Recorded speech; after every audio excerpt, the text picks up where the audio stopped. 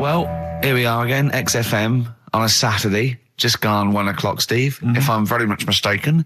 But we're not here as such, we're away again, gallivanting around. We've got to do the special sort of best of again. Okay. Which we did a few weeks ago, so this is the best of the last 3 weeks. Which I think is, I think it's the best 3 weeks we've ever had. But I'd like it condensed into 2 hours. Yeah. Yeah, some great music as well in there. Yeah, there'll be some great music interspersed with fine chat that you've already heard. Yeah. Except this bit. This bit's new. We've actually, out of the kindness of our heart, we've come in last week. Yeah, yeah. And we've done a few clips just because we felt a bit guilty about shooting off. Yeah. Even now, having heard this link, I'm beginning to wonder if it was worth our time. Yeah. Well, should we play a classic link? Let's play, what, from the last 3 weeks? After this is Feeder. All right, so here's the first bit. Travis on XFM 104.9 on Ricky Gervais with me, Steve Merchant and Karl Pilkington. We're doing Educating Ricky. Right, final one. Come on, Karl. Right, what was it? It was, why don't they just get a diary or some paper or something to write on? Yeah. Yeah. Because snappy. I couldn't think of a heading for it. It's basically Go on. People who have tattoos, I've never understood it, right? That they have something put on their arm. Right, sorry. Have we started the educate? Is this part of it? Are you educating me? This is something that will be useful in my life that I didn't know about. Yeah. Go on then. No, it's just that they've got a machine out, right, that does tattoos. Tattoos. You come up with a design you want, and you sort of this machine scans it, and you put your arm in this thing, and you press print or whatever, and then it does the tattoo on your hand or on your arm. Like loads of little needles that follow a pattern? Yeah, the computer, basically, yeah. Is it a real tattoo? It's a proper proper one. The fella said... well, as long as it goes out, it pierces the skin with a I just wondered if it's one of those kind of, those kind of... No, it must be lots of little needles or a moving needle that can go Sorry, along. but how is this cleaned, like, in between each person? Dunno, probably... I don't know. Well, no, as long it's only that if it's one needle, it's just the head, isn't it? If it's one needle that moves, and does it like loads of little... What are we gaining from a machine doing it? Just because they're going to sort of mess it up. But hold on, how do you keep your arm still? Because your skin moves slightly. So the machine it's sort of strapped to your arm. Right, and so it's spread... the fella said that the tricky thing was in all this, it was the fact that, nobody would let him test it out on anyone else, so he had to do it himself. But did it work? Because the thing is with a tattoo artist, they can see when your skin's moved and they can see what they've done and they keep wiping it and looking, whereas a machine's just got to trust itself. Yeah. So I think one needle could go wrong. If it was a lot of needles, that it just came down, 1,000 needles that was an imprint. Yeah. But obviously I'm asking someone who hasn't delved any further than there's a machine that can give you a tattoo. That's all you've got at the moment, isn't it? Well, basically... That's all you've got? That's what I've got, because I'm not a fan of tattoos. I don't... But where did you read this again? This was... Internet? This was on the internet, yeah, it was, yeah. Okay. And I just don't understand why people do it. That's what got me attention. Because me... Sorry, what have I learned from this? That if you wanted to get one, you can get one done by a machine now. People say machines are sort of taking over and that, and there's another one. But it's just the fact. I don't know. So give us the snappy title of this education again. Why don't they just get a diary or some paper or something to write it on? That's what I always think when I see people with loads of tattoos. Like there's that fella who we were talking about the other week in Scotland who was covered 99% in tattoos. It's just like, what have you done that for? Yeah. Do you know what I mean? You can't get rid of it now. You've done it now. Yeah. What sort? No. The Pope. Yeah. What semi-precious... Sorry, Mrs. Robinson, we're going to have to let you go. Yeah. Go on. You are the weakest link, Karl. Goodbye. Yeah, go on. The Pope. Yeah, the Pope. Yeah, we've got the Pope. Yeah, that's not strictly a question. He wears a... he wears a dustman's hat. He wears gore-blimey trousers. Yeah. Does he live in a council flat? Yeah, he lives in a council flat. He wears a semi-precious stone. What's the stone? The Pope wears a semi-precious stone. What is the stone? You mean, what is it called? Yeah. What is it called? What, has it got like a kind of papal name? I think it's like, is it a 18-carat one? So we got to try and get the carat yeah. of the Pope's big diamond. He calls it Dennis the Stone. Do they want do they want the type of gem it is, like, or is there some kind of jade, papal name for ruby, it? or do they want it like the Rosetta Stone, or I don't know. I can't play a record. Play 2 record. Let's not. Where's your head at? Basement Jacks. Right. Okay. Let's get this. Have we knocked this on the head? Then is this not happening? Oh, here he is. Look. Here he is. Come in. How have you... Oh, God. I don't believe that. Oh, that's pathetic. I do not believe that. That's absolutely pathetic. Now, they won't believe this, will they? No. Right, No. if I say that Jonathan Ross just got his massive member out, and he is a big lad, come and sit down. I've got your tickets, Mr. Gervais. Thank you. What's going on here then? I mean, why are you dropping off tickets? Well, because, you know, in the spirit of the Comedy Awards, we like to have the rising young stars of the British Comedy That's Awards. right, and that's me. Well, we couldn't find any this year, so we've asked Ricky whether he would sit in the rising young star seat, and I wanted to deliver the tickets personally, so there's no excuses if he doesn't turn up later. Yeah. I always suspected that you were sort of pretty well endowed. Yeah. And now we've seen, it's on webcam. That was just one of my cocks. That's the one you're wearing today. Don't say that. No, we were. This is meant to be the happening young station. What's going on? No, you can't say stuff like that. You can't. Just careful what you say. Look after Judy and Clary. What, 10 years in the wilderness, and he comes back in the person line. 10 years in And the that can wilderness. happen to you. That's Jesus you're thinking of, isn't it? Just because you're on everything at the moment. I walked in here and I came in here and I thought this is the young happening place, and what do I see in here? 3 old men sitting. What are you talking about? I'm only 28, 27. You're wrecked. You all look wrecked. Well, that's because we're always partying. I was looking for some youngsters. Where's the youngsters? I wanted to see some tight leather pants. I wanted to see some foxy chicks hanging on you everywhere. What is it? It's a bunch of old blokes on a block up there washing up in a sink. But look at him. He even dresses for radio. Look This at is him. ludicrous. It's amazing. Looks like you're I love the fact you were on the phone to Gervais last night, weren't you? Asking his advice. Yeah. On clothes. Look at him. He's going for the man down the DSS. I like that look. That's a nice look. Have you got a single pair of trousers that aren't elasticated at the waist? They're maternity jeans, aren't they? They've got a whole frank panel that pushes The forward. thing is, what I do at the end of the week, I can pop these in the pan and I can make a nice soup with all the food that's encrusted in As them. his years as a homeless come to the fore there. Look at you, But one why- step away from Lawrence Llewellyn Bowen. I'd like to be that bit closer. But why are you dropping off tickets? Are you a little bit... Because I thought you were married and stuff. Why do you suddenly got this obsession with Gervais? Because I'm a bit rough, ain't I? yeah, it's like when you see Dale Winton out with those rough boys. I'd like to get one of my own. When a top celebrity in a lovely looking suit walks down the corridor with his penis out, Yes. Yeah. I know that I'm still an You attractive know man. you've arrived. I was inaugurated in the same way. For me, it was Des O'Connor. It's like it's the passing on of the baton, if I may use that euphemism. and you've been battened. But it's fantastic. Well, it is a pleasure. I don't think I'm complacent just because I'm mixed with people like you. I still wake up and think, I don't believe it. I'm mates with Jono. Can I just point out one thing? Jono. I was listening to the show last week and I heard you, as always, revealing a little too much about yourself, if you don't mind me saying so. Yeah. Steve tried. Not as much as you. No, but that was just for the benefit of the room. Yeah. And talking about when you used to occasionally urinate in the sink. Yeah. When you were around my house last time and I came in and you looked a bit shifty.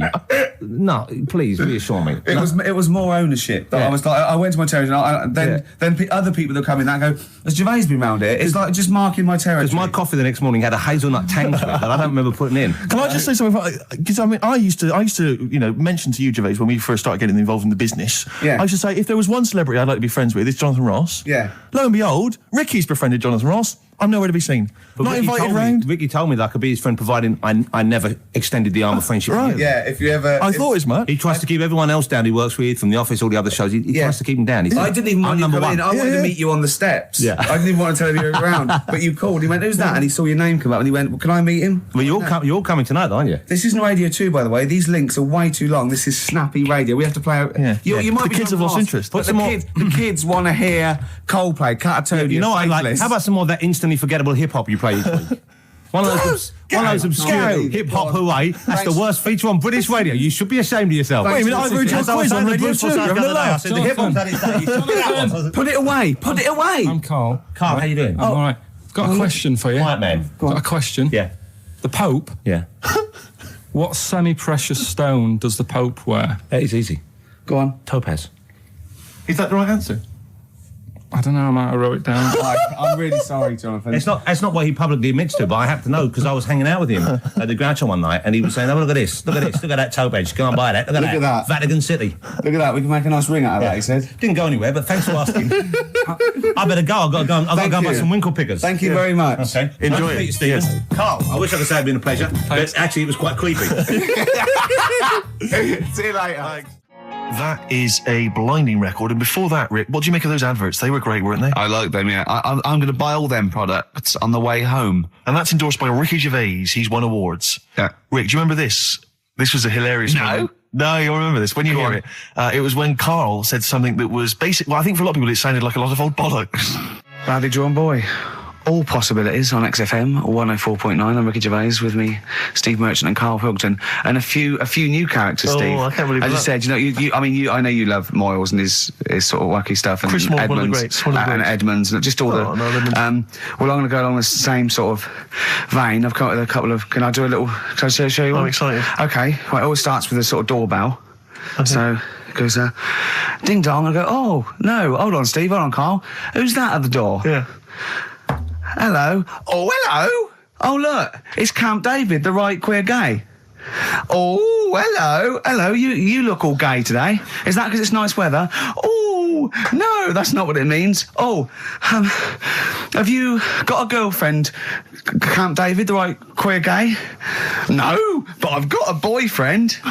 Yeah. Oh, bye. Right. Oh, ding dong. Oh, it's another one. Hang on. Another comment.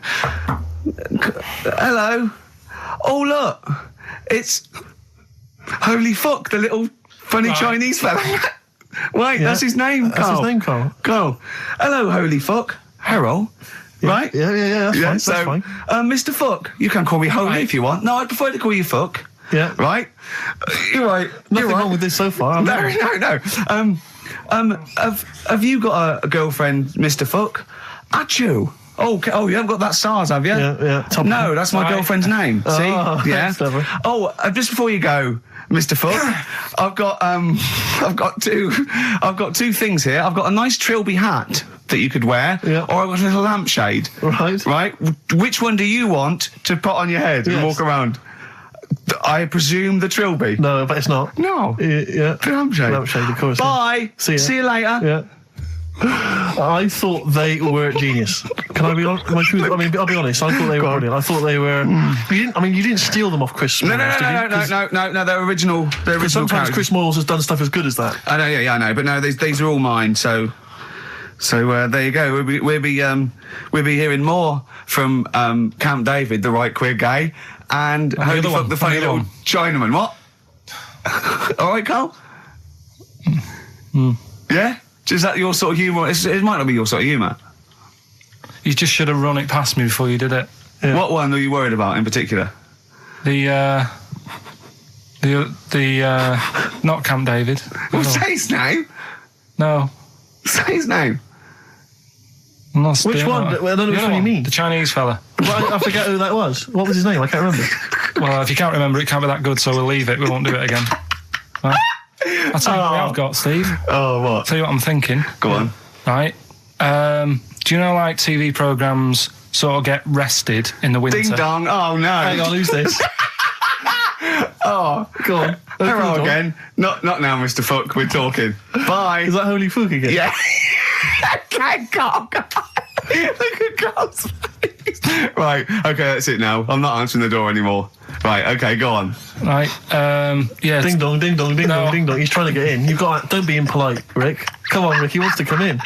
No, it's too late. It's too late. He's gone away now. Go on. Right. Anyway, what I'm thinking is, Rockbusters coming back for a bit. What? What are you talking about? He likes my idea. He likes my characters. He doesn't like that idea. If I what? Go on, what, Karl? No, what? I was going to say if I came up with with what? With that Chinese fella. What was his name for again? a sketch? You wouldn't have liked it. Let's do Rockbusters and see how it goes. I know you weren't a fan of it, but.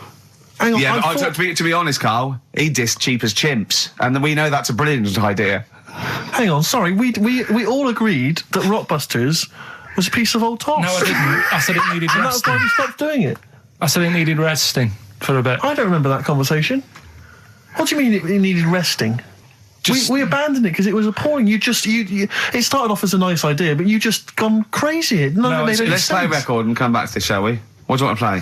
Bit of sugar. Oh, yeah. Brilliant. That cheer us all up. I don't know why you were thinking of bringing this back. I'm genuinely worried about this.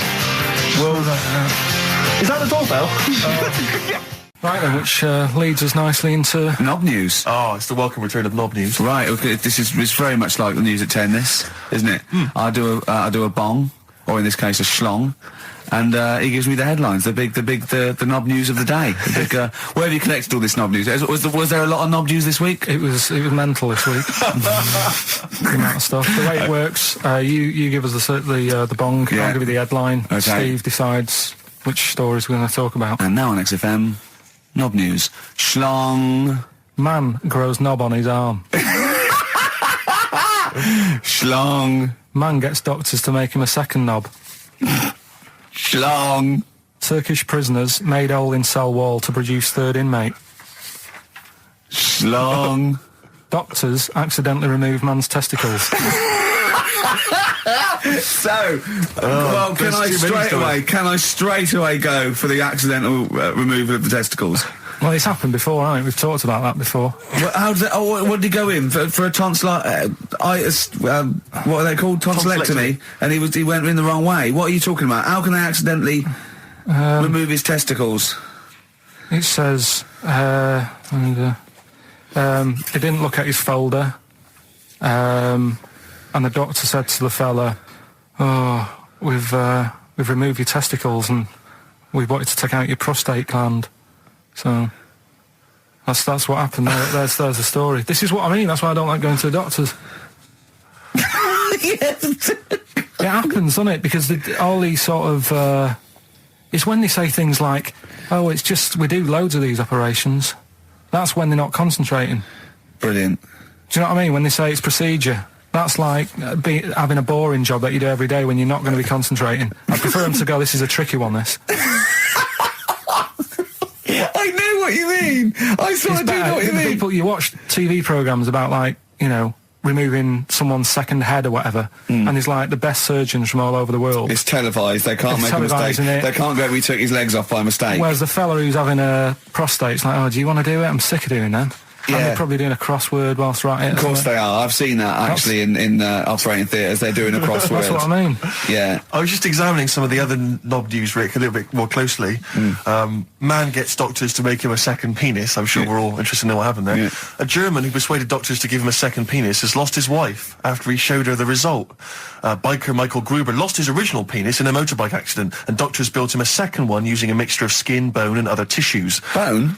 Apparently, the penis worked so well that he was even able to father a child with his wife Bianca. But Gruber was still not happy and asked doctors to repeat the operation and build him a better organ, to which they agreed. From his hospital bed, he said, "I've got 2 penises, but no wife. I'm hoping when I get rid of one of the penises, I'll get her back." What do you mean? Sorry, he had 2 put on. What side does he wear? So he's had both. So he's had 3 then. Yeah. This is probably the thing that happened with Hitler, when he had 1 ball, but he had 3 at one point, didn't he? So he just kept one in the other ball, gave his mum one, and kept the other one. Well, do you know what happened to me on the way in? Go on. A homeless person called me a dickhead. How did he know? Do you know him? Is that why? He's like the local big issue fella. Oh, yeah. Yeah. And he knows me, he sees me walking up and down the street. Oh, that's how he knew you. Right. So normally I have a bit of a chat with him and that, and I walk past him. And you know, I can be a little bit cheeky with him because I've been cheeky with him in the past with stuff. You pinched his arse. No, just saying stuff like, "God, you're always there. I mean, you got home to go to," and stuff like that. Yeah, no, just breaking the ice. Go on. But he knows, and he'd laughed at that last time. So I thought I can be a bit cheeky, right? So he goes, "Do you want a big issue?" I said, "No." He said, "Come on, I've got loads of them, right?" So I sort of said, "Oh, when I was a kid, and I used to do a free paper around the free papers one." I said, "Just put them in the bin and go home." Right? And he went, "Yeah, but how am I going to get any money doing that, you dickhead?" You see, I can see his point. He is homeless and having to sell newspapers to get 50p or a quid or whatever. Yeah, and sometimes I treat him, right? And today I didn't have any money. I had a takeaway last night, and I normally give them a quid, and I felt bad not being able to do that because I didn't have any money on me last night. Right. I couldn't look him in the eye. Did you explain this to the homeless person, the traumas of the takeaway without the tip? Did you explain that, you've had it hard as well? I go, look, you don't know. I had food delivered to my warm flat. Yeah, it was a nightmare. You don't know what that's like. You don't know what the trauma is because you can't have food delivered to your flat because you haven't got one. So please don't look at me like that. You should have said. But most people ignore him. At least I gave him a bit of acknowledgement and sort of... took the mick. Yeah. I didn't think I was. I just was being friendly. Yeah. No, I know. You got to be careful with the homeless because this is true, and this is when the clocks went back recently? Yeah. So you got an extra hour in bed. Yeah. And I was at Cash Point with a friend of mine, and there was a homeless person sat by the Cash Point, and we were getting some money out, and she said spare some change, and my friend thought, he's a bit awkward. He's just trying to make conversation with her. He went, clocks go back. Extra hour in bed. Oh no. I gave her £2. I felt so bad. He didn't do it intentionally. He didn't realise what he said. Just making conversation. It's tricky making conversation with the homeless because there's so many areas you've got to avoid. What was on the telly. Yeah.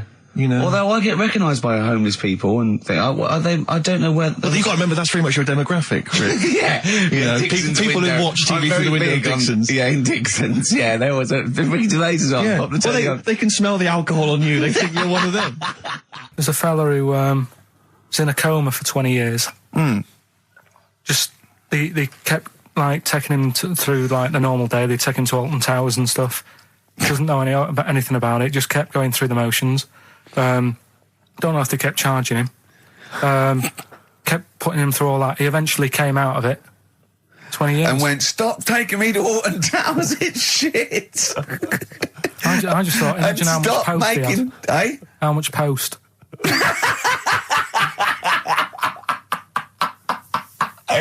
Oh, Did you read about that guy in the paper, Karl? He, sorry, on the internet. He in about, I think it was about 1984, 85, he had a terrible car accident. But this must be it. He went into a coma. This must be what he's talking about. Well, they didn't take him to Alton Towers. Of course they didn't. But you've got to try and decipher the truth from the conjecture, from the thing that I mean, don't forget, Karl realises that he's had a dream. He talks to Suzanne and goes, that was good, wasn't it, last night we were in the plane? She goes, no, that's a dream. He goes, oh yeah, where's my cornflakes? You've got to, I can now decipher what he's actually seen, what he's read. Well, go on, what did you... Well, I'm assuming it's the same guy. It is the same guy. It was a guy in some small American town, and he'd had a car crash, and he'd gone into a coma, and his wife had left him. She'd gone on with her life, because he'd been in a coma since then, and he had just woken up recently. Marriage wasn't working. Marriage wasn't working. He just wasn't paying enough attention. She was pregnant at the time, and so now his daughter is basically the same age as he was when he went into the coma. And he's just started coming around. He's just started making jokes. They said, how do you feel? He said horny, which I thought was quite witty for a man who'd been in a coma for however many years. But anyway, so he's slowly trying to rebuild what life he can. That's what do you make of that, though? Because the thing is that he's missed. Imagine what he's missed, Karl. Imagine the music that he's missed. The Live TV Aid. programs. Missed Live Aid. Live Aid. He missed Phil Collins playing in 2 continents in one day. Frankly, I'd be devastated if I discovered that. Missed Bros. Yeah. Yeah, so he doesn't. So he put on ripped jeans and they go passe. They just have to send him a series of those I Love 1986 programs with Kate Thornton filling him in on what he's exactly. missed. Peter Kay reminding him of space operas. Yeah, he remembers those. Talking rubbish. Yeah. So extraordinary, though, isn't it, Karl, to think? No, obviously. So had he aged much? Because he hadn't had any problems or anything. No worries. Well, he probably wouldn't have, physiologically, he probably wouldn't have the wear and tear of a 43-year-old man. Because he wouldn't have had sun, he wouldn't have had sort of nicotine, beer. Unless they were just feeding that to him. Anyway, still. Yeah. So you'd feel groggy, though, wouldn't you? Yeah, you might feel a bit groggy, yeah. Yeah. Well, he's not fully back to normal. I mean, there's some kind of residual brain damage. Yeah. But nevertheless, he can form sentences. He's got no real memory, so he can't remember a lot of things. It was just when I saw... Karl, have you been in an accident? XFM 104.9, we're not here. This next clip is one of my favourite clips. Look, it needs no introduction. Here it is. Yeah, Rick, I don't know, I just wanted to bring your attention to this. Someone passed this on to me. It's from the Guardian's media website. There has a sort of website that's dedicated to kind of media information. Is this about our complaint? Well, the headline is Comedian Rapped Over Radio Innuendo. Right. Jessica Hodgson has written the article. Are you familiar with this? Have you seen Well, this? be careful now, because we actually got a complaint. A lot of people don't know this. We got a complaint upheld, and Well, all of this we're very sorry. We didn't mean to offend, and it was a while ago. So we are going to be very careful. Carl's getting very nervous. We're just going to read out. We're not going to editorialise, Carl. We're just going to read out what the Guardian printed about us. All right? Okay. Comedian Ricky Gervais has had a dressing down from a broadcasting watchdog for his repeated use of the word cock in a lunchtime radio show. That's all right. That's what it says. Fine. Carl. That's what He's not going to say it again. He's not. Yeah. Go Imagine on. this is the news and I'm reading it. Yeah. The Broadcasting Standards Commission upheld a complaint against the comedian for coarse sexual innuendo in the programme on London station XFM. The Commission acknowledged that the presenter's remarks were intended to be humorous, but took the view that the amount and detail of the coarse sexual innuendo had exceeded acceptable boundaries for broadcast, said the BSC in a statement. The complaint objected to a section in the Comics Saturday afternoon show when he discussed the different meanings of the word cock. Gervais wondered aloud whether the word was acceptable when discussing birds, but not the male sexual organ. A BSC spokesman said the comedian went on and on about it for nearly 5 minutes. XFM, a self-styled alternative radio station, said in its defence that its remit was to provide cutting-edge programmes for a youth audience. The station said the programme's brief was to include elements of alternative comedy within certain shows that would not fit within a more mainstream radio station format. In this particular show, it was not the presenter's intention to shock when they took a humorous look at how the English language could be construed in different ways within different contexts. Gervais, whose big break was on Channel 4's 11 o'clock show, has shot to household status through the portrayal of David Brent, the middle manager from hell in BBC Two's cult show The Office. Just in case you didn't know who I was talking about. Yeah, he's a household name, but they just thought... You might not have heard of him, but he is a household name. Now, that's good. That's good reporting, and they're quite right about it. And just to remind people, it was when Steve said the only bird that hasn't got a penis is the swan, and I went on about the male bird being called the cock, but I couldn't use that to mean, and it was childish. Yeah. But what annoys me is, I'm sure I've heard things on like Radio 1 like that. Oh, what's what's her name in the morning? Sarah Cox. Yeah, and as there's a DJ like Karl Cox. Yeah, so you got Karl. What's the matter? I'm just saying. You're just saying there's a pair of DJs on, Yeah, but we've done this. And what are you talking about? We're just talking about names. They're just saying the names. Now, I love cocks in the morning. You're a big fan of cocks. And at night. What's the matter with you? Come on, Karl. All right, we've taken it. Have you actually been rapped over this? No, I don't know what Have you that had a means. dressing down? No. When did that happen? I don't know. I was meant to tell you, and I never got round to it. Okay. Thanks then. So don't do it again. We went. It was a great day, wasn't it?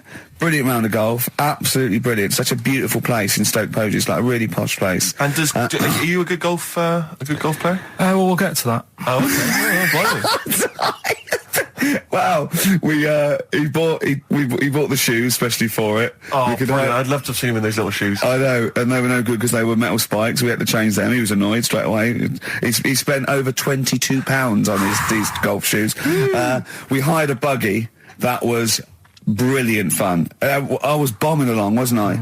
I don't drive, but it was great on that buggy. Well, you've been on a buggy with me and you were a bit scared. Yeah. What? I nearly killed us once.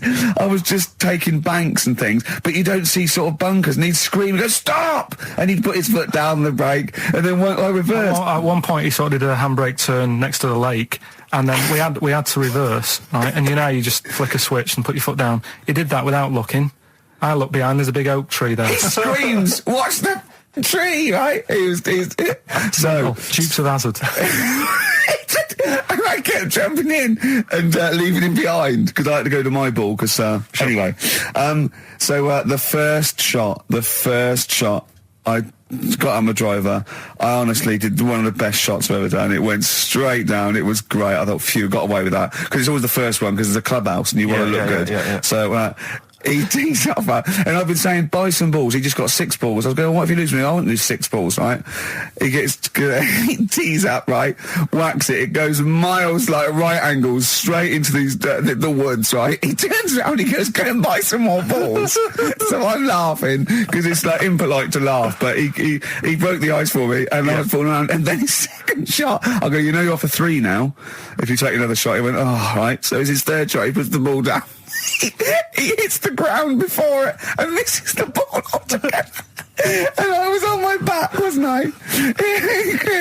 Unbelievable. Actually rolling about on his back. And we were terrible. I went round 107, he went round in like 119 or something. Sure. It was just rubbish. How long did it take? 5 hours. Of course. And there was no one around, luckily. Yeah. But it was fantastic. So then we go and have our meal. What annoys me, I said, right, I'll go for a run. He went, I'll have a bath. I said, I'll see you at 7:45. At 7:55, I have to call him. He's not ready, so he's let me down there. I can't stand lateness or laziness. You hate lateness. Yeah, and he's let me down. Do you know his excuse? He fell asleep in the bath because there was no light bulb. There's no light bulb in the bathroom. So instantly he fell asleep. And he was late. No, do you know what I mean though, Steve? If you're sort of like nice and warm and what have you, I was tired anyway, I've been stressed out for 4.5 hours, right? My life flashed in front of me a few times in that buggy. So it's all sort of wears you down a bit. I thought, right, I've got a headache, you're going for your run, I'm going to have a bath. I walk in, put the light on, for some reason it didn't come on, but I thought, it's alright, I'll just, doesn't matter, you can have a bath in the It's summer, so it's light anyway. Well, there's no windows in the bathroom, so... So you were in the darkness? So I'm in the darkness. I nod off because I'm shattered. He calls up, hassling me. So I said, well, it doesn't normally take that long for me because, I haven't got, like, long hair. I've got a dryer and so I can sort of one wipe. Yeah. He's already 10 minutes late, though, when I called. Well, 10 minutes. 10 well, minutes. this is late, next. Doesn't matter. Dinner wasn't until 7:15, so we had, like, another 20 minutes anyway. So it doesn't really matter. Yeah, but we said 7:45. So he's calling up, hurry up. So I said, yeah, all right. So I get out and dry and like my tackle and what have you. Calls back again 30 seconds later. No, I don't, I don't like that. Do that now. Give it a wipe. 30 seconds later, come on. So I end up going downstairs to the meal area. Naked. With a wet shirt on and wet socks. I've got headache as it is. Meant to be a relaxing weekend. But anyway, so we have our meal, which is really nice. And then we're sitting in the bar. I'm having a cigar by the fire. Yeah. Like, we're having a rather nice Pinot Grigio. Yeah. He's there going, I've got headache. Is this 1955 that you live in? I know. Yeah. It's so right. And we are knackered because he's not used to work. I've seen him moaning, falling asleep. He's not used to it at all. And you've been on your feet for over half an hour. Yeah. Right. So we didn't even walk around the golf course. We had a buggy. Yeah. It wasn't even exercise. Like Karl, she's a girl and I'm a man. Good, that, isn't it? On XFM, 104.9, Ricky Gervais, Steve Merchant, Karl Pilkington. As ever, Rick, there's always someone who steps in to defend Karl. Okay, what is the defence? Here's an email from Scott Coomer. He says, Karl is actually right. I've got an A-level in statistics and probability. It doesn't matter how long they have and how many monkeys you have. You cannot guarantee they would type the complete works of Shakespeare. Infinity makes it probable they would get it right, but not definite. Yeah. Well, yeah. Yeah. That's what I was saying. No, you weren't saying, Karl. You don't understand it. Infinity sort of sorts it out. That if they do anything, they nearly do everything, won't they? No, I mean they'll give it a good shot. No, that's not the point. But the I'd point be is surprised if they did one page right. Right, listen. It's not to do with consciousness. It's not to do with them aiming. They are just bashing away at the keyboard. It's like they're used to show that there isn't consciousness. They chose the chimpanzee because it can type, presumably, hit the keyboard. It's because they hadn't come across you at the time. Yeah. It's to take out thought out of it. It's to take out reason and trying, right? It's just random. They're saying that if you typed enough things, if the computer was left typing everything, if you left it for an infinite amount of time, and they chose Shakespeare because there is meaning behind it, and it's difficult to get it exactly right, to show you that Infinity would come up with it's not just Shakespeare, it's every novel. It's everything. Fairly eloquent there from Gervais. A quick riposte, please, from Karl Pilkington. No, I'm just saying, what I don't understand, if it hasn't read it, then how does it know where it's going? Listen, right, listen, right, Can I just explain to people, right? Some people have said, why are you cruel to Karl? He drives me mental with things like that. What do you mean, well? Let me just take a breather. How do I do your editing? He keeps coming in the week. You know that I work here properly, in the week, don't I? Yeah, I've got a proper job, yeah? Should be 9 to 5, but I'm only getting at about 8 o'clock and work. A lot of people getting 8 o'clock. Working hard, trying to do my job. 3 times this week, I've been rushing around. I walked past my little studio. He's sat in there, all right? Now, because I've got this sort of job, I can get away with it. I said to him, if I was a doctor... would he keep coming to me practice? If you were a doctor, there'd be severe problems with the NHS. Oh, imagine that.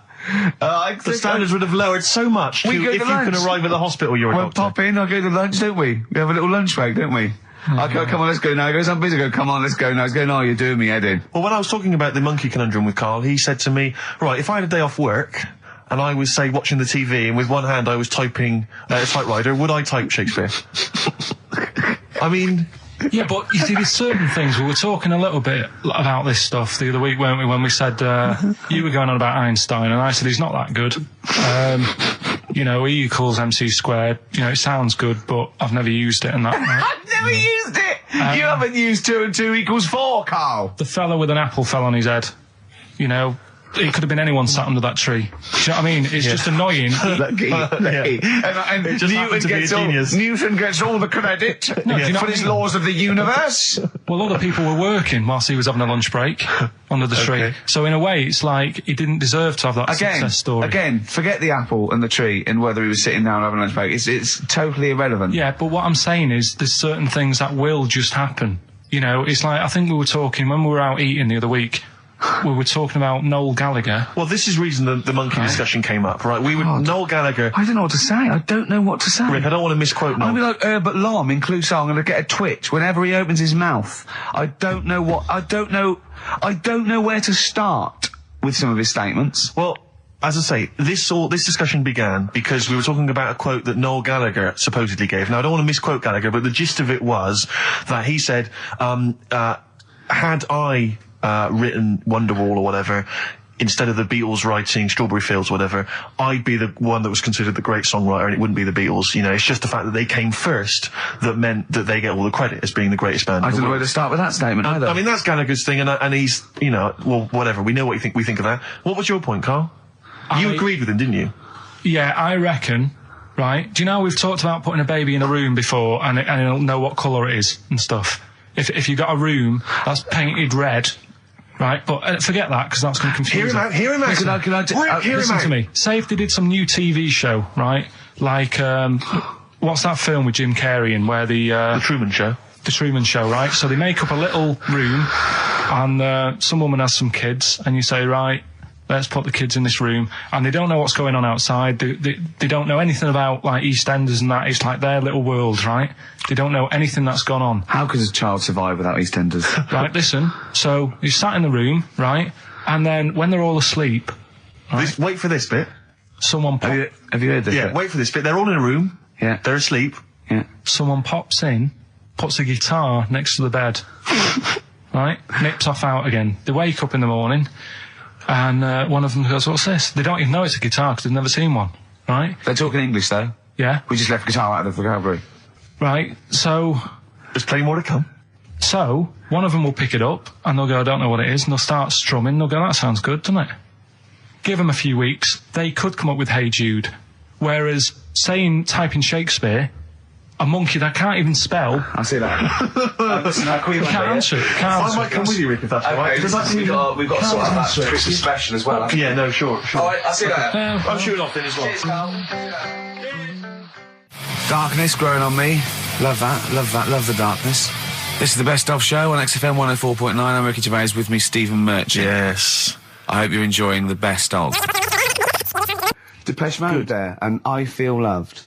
Who'd have thought Depeche Mode would have been that huge? I think I've seen little lads from Basildon with little plinky plonky sound. I thought that'd be it. They'd be like Visage or something. That'd be it. And now they're stadium rock fillers. They're huge. They've conquered America. He went through some hard times. He came out the other way, and well done. But see, I think what you just said there is a very good example of why they are and why certain other bands aren't. Because if you think about it, for me, you see, whenever I think of a band name, if I see a new band's come along or whatever, I always use a very simple test, which is, can you imagine that you're the announcer at a huge event? Maybe it's like broadcasting around the world like Live Aid or Nelson something. Mandela or concert. It's a Nelson Mandela Freedom concert. Yeah. And you can imagine someone He's there.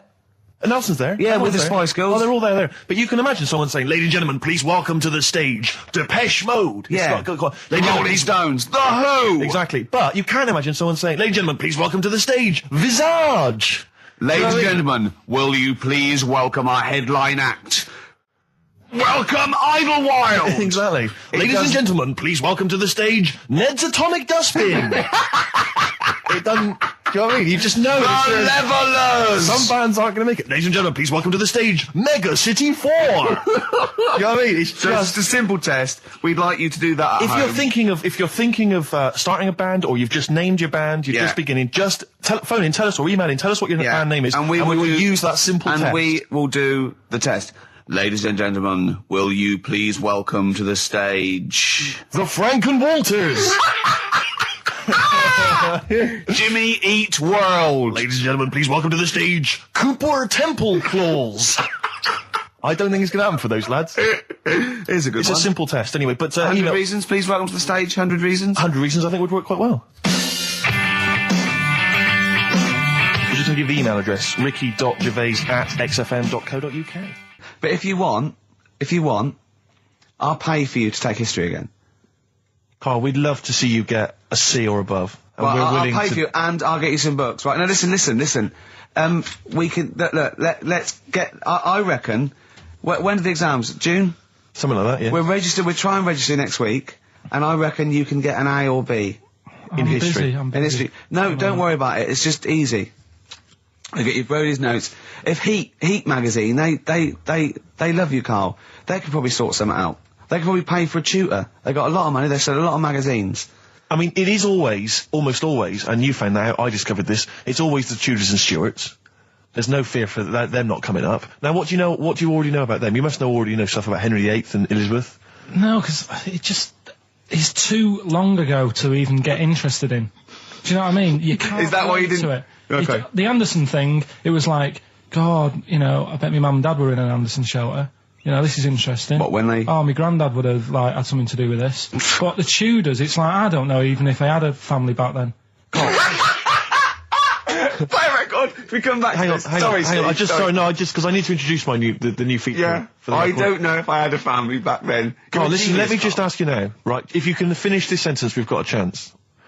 Divorced, beheaded, died. Divorced, beheaded, died. What is it? We just need to do a little bit of work, but otherwise I think you're going to be fine. It's how you remember what happened to Henry VIII's wives. They're little... Divorced, beheaded, died. Divorced, beheaded... It's like spam. Support... What's it? Support, protection, anchorage, movement. That's how you're going to... That's nothing to do with the Tudors and Stuarts. No, that's to do with the skeleton. Yeah, see, no, we're not doing biology. Mnemonics and acronyms. What happened to Henry VIII's last wife? Did she die, or did she not die? Divorced, beheaded, died. Divorced, beheaded. Do you know that the only king that has got a moustache is... No. The only king that hasn't got a moustache is the King of Hearts on the playing cards. Carl is genuinely... I don't know if he's actually upset or embarrassed, but it doesn't matter. Why does it matter? You were 15 and didn't go to school. If you were my friends, I think you would have just said, oh, we can't find them. Why? Because but you just matter, though. What's to do with that? Well, what do you mean? What do you mean? It's ridiculous. Do it again because you want to learn, because there's great things in the world to learn about. Don't worry. The GCSE is vocational. Is vocationally for a 15, 16-year-old to go on to do A-levels or whatever, or to get results. But you don't need that because you've done very well. You don't care about the Tudors and the Stuarts. I mean, I mean, I've had a couple of jobs, not this one, because you don't need qualifications to get a job. Obviously. Yeah. In the radio. Yeah, obviously. You're absolutely right. But Yeah. the ones that I have got in the past, I did, because I didn't collect them, I had to lie. And I didn't go mad. I didn't say I had A's and stuff. But I didn't put history down because I didn't even know I did it. So it's a bonus. I kind of treated myself to a D and a couple of C's and that, so it's well, he's not... I love the fact that Carl even then was honourable. It's like, I'll at least put down the ones I think I took and lie, but the ones I didn't take, I won't lie about. Yeah, and don't give yourself a B. Exactly. If they're going to find out you lied, give yourself a B next time, It could Carl. backfire, couldn't it? I mean, my brother's a bit mental, and he used to do things like go for jobs and say, oh yeah, I've done this before, like being a mechanic, and he's never even picked up a spanner. And yet, he'd have the confidence to go and try and fix cars. Well, I'm not that daft, but... God, and he... Who do you blame for this? That's just an easy way out. I have to blame myself. Don't I? Yeah. What was the teacher like? Well, there's loads of different ones. I didn't like... I mean, the history teacher, it is my own fault, because with her, she was a bit mental, And I used to kind of stop the lesson by saying, "Oh, miss, tell us about your fireplace you've got that is made from a gravestone." Because that's what that would stop any English teacher in their tracks. And she loved telling you about it. Yeah, it was like, I learned that from a teacher. So that's why I didn't know about divorce, head loss, and all that. Yeah. Dandruff legs. Horse, head loss, dandruff legs. But remember now, divorced, beheaded, died, divorced, beheaded, survived. That's all you got to remember. And what's that? That's what happened to Henry VIII's various wives. In order. What does it spell out? No, it doesn't spell out. It doesn't spell anything. You just got to remember the rhythm. In order in which he married. Yeah, but it helps. It's like when my mum taught me the alphabet. She taught me as like a song. A, B, C, D, E, F, G. Yeah, constantly. Yeah. No, not like that. Huh. That's how everyone else could do it, and I couldn't do it that way. Why?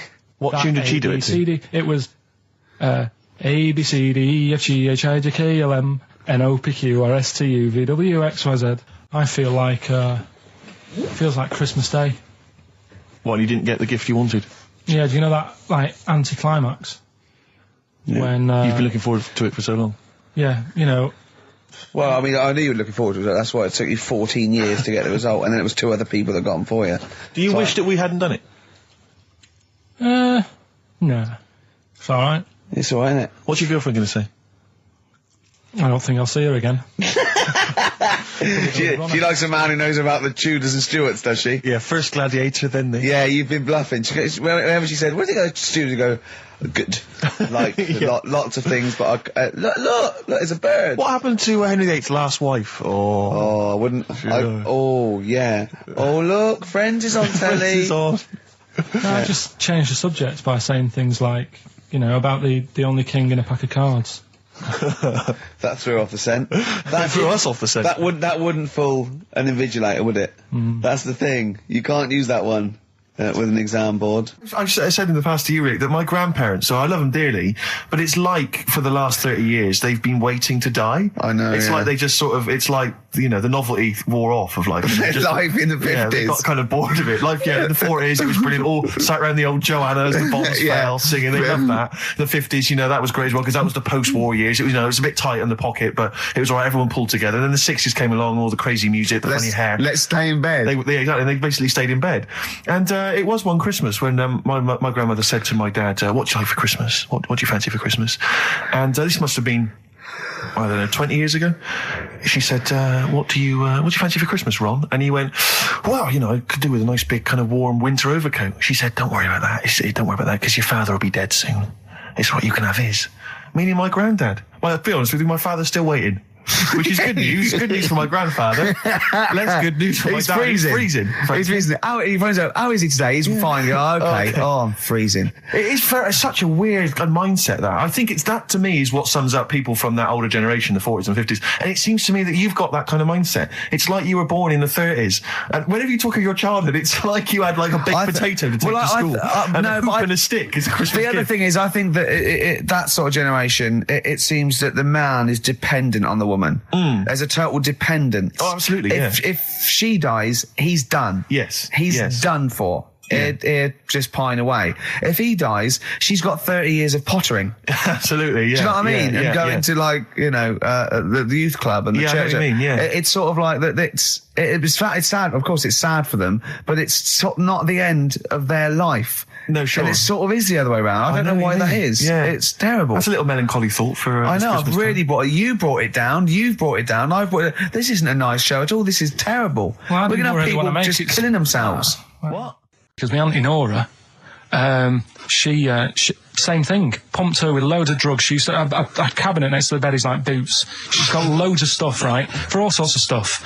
And, I mean, she's not that old, but she's on loads of stuff, right? She's a bit coked up, is she? She called up my mum once.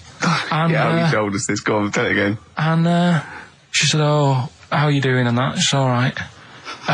Bit worried, though. My mum said, wow, what's up? She said, I've been breaking wind.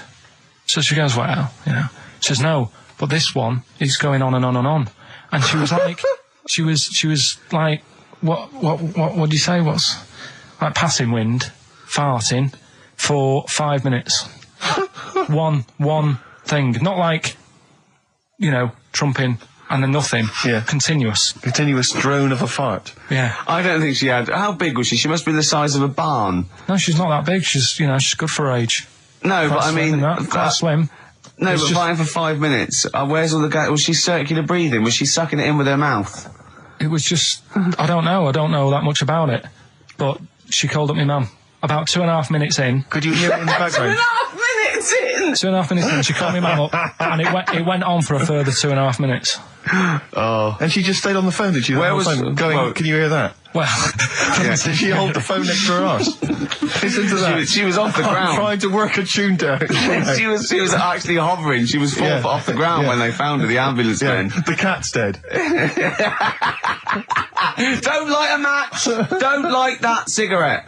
Yeah, it's like that advert. The kids come home from school, switch on the light. Yeah. There they see Granny hovering, turn the light on. Be careful if you have an elderly woman at home. Yeah.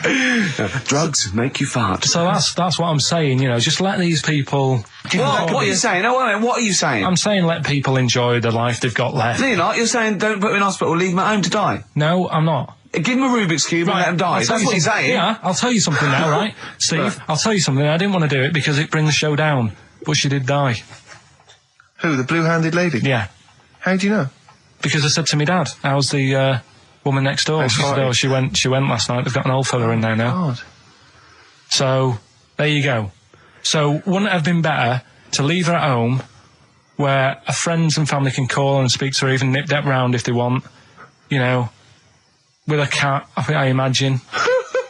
No, it's definitely a cat now. What was that cat's called, that you imagine? Probably, I'm seeing like a big ginger one, so I don't know, something like, I don't know, maybe ginger or whatever. Maybe I had a budgie. But that's what I'm saying, just let him enjoy his life, because dying in hospital, I wouldn't like to do it. If I went to the doctors and they said, you haven't got long life left, I'd say, well, I'll stay at home. Yeah. And that's the point I'm getting at. Yeah. Right? If you can't do anything for them, let them enjoy their life. Yeah, a Rubik's Cube. Right, well, XFM 104.9, we're not here. It is a bit like being Dennis Norden, playing some great moments from the show. I was just imagining Dennis Norden one day, sort of just like waking up out of his stupor, he's doing this, and he'd go into the producer and go, I've just seen a couple of my programmes. I just saw It'll Be Right on the Night 18. It's shit. It is terrible. Why didn't someone tell me? Well, we didn't want to upset you because, but I've been doing it way too long. Well, you could just let me go on forever. Well, until you died, yeah. Well, why can't my son take over? Well, he's 80, Dennis. And the jokes I'm doing, they're awful. Why have I got that clipboard? I've written these jokes, they're not funny. There's an audience, they're laughing. What are they laughing They're not at? laughing, they're not laughing, that's canned laughter. Who are those audience? Who goes to an audience for It'll Be Right on the Night? A lot of them are older than you. It can't be right. Do you know we have 15% fatality in one of your audiences? But I went home at Christmas, I watched one of the episodes. Yeah. I was with my family and friends. I said, watch this, you'll love it. Stony face, no one laughed. They all thought it was Well, it is Well, why didn't you tell me earlier? We didn't want to hurt your feelings. You're an old man. You may be upward of 102. I didn't realise. Yeah. I think that my new TV is too big, Rick. I said that I know, when he bought I know it. what I was thinking. But I can't believe it. He talked about this buying it. He's got a bit of cash now, of course. And what is it? 42 inches? 42-inch plasma screen. What did it cost you? $3,000 or something? Oh, don't tell. That's wow, huge. it's ridiculous. $3,500. Big spender. Of course it's too big. Well, I can't get far enough back in my room, in my living room for it. You know, you're meant to be, I think, 4 times the screen size away from it. Really? To get out from the air. So that's 4 times 42 inches you're meant to be sitting away from it, which is impossible. Yeah. Well, I'll have to just get friendly with the neighbours. Yeah, watch it through a hat. Yeah. If that's the case, though, are you better off just getting a portable? What? I don't understand that rule. What are you saying? Well, you're meant to be 4 times the screen size away from the TV. But then what's the point in having a big telly if you've got to keep moving further back? Get a portable. and sit right next to it. Do see your point. Why do people go to the cinema then? Did you see films that are out yet? Fair enough, he's got you there. Done. I'd tell you this, though. I had it delivered, and are you supposed to tip delivery men?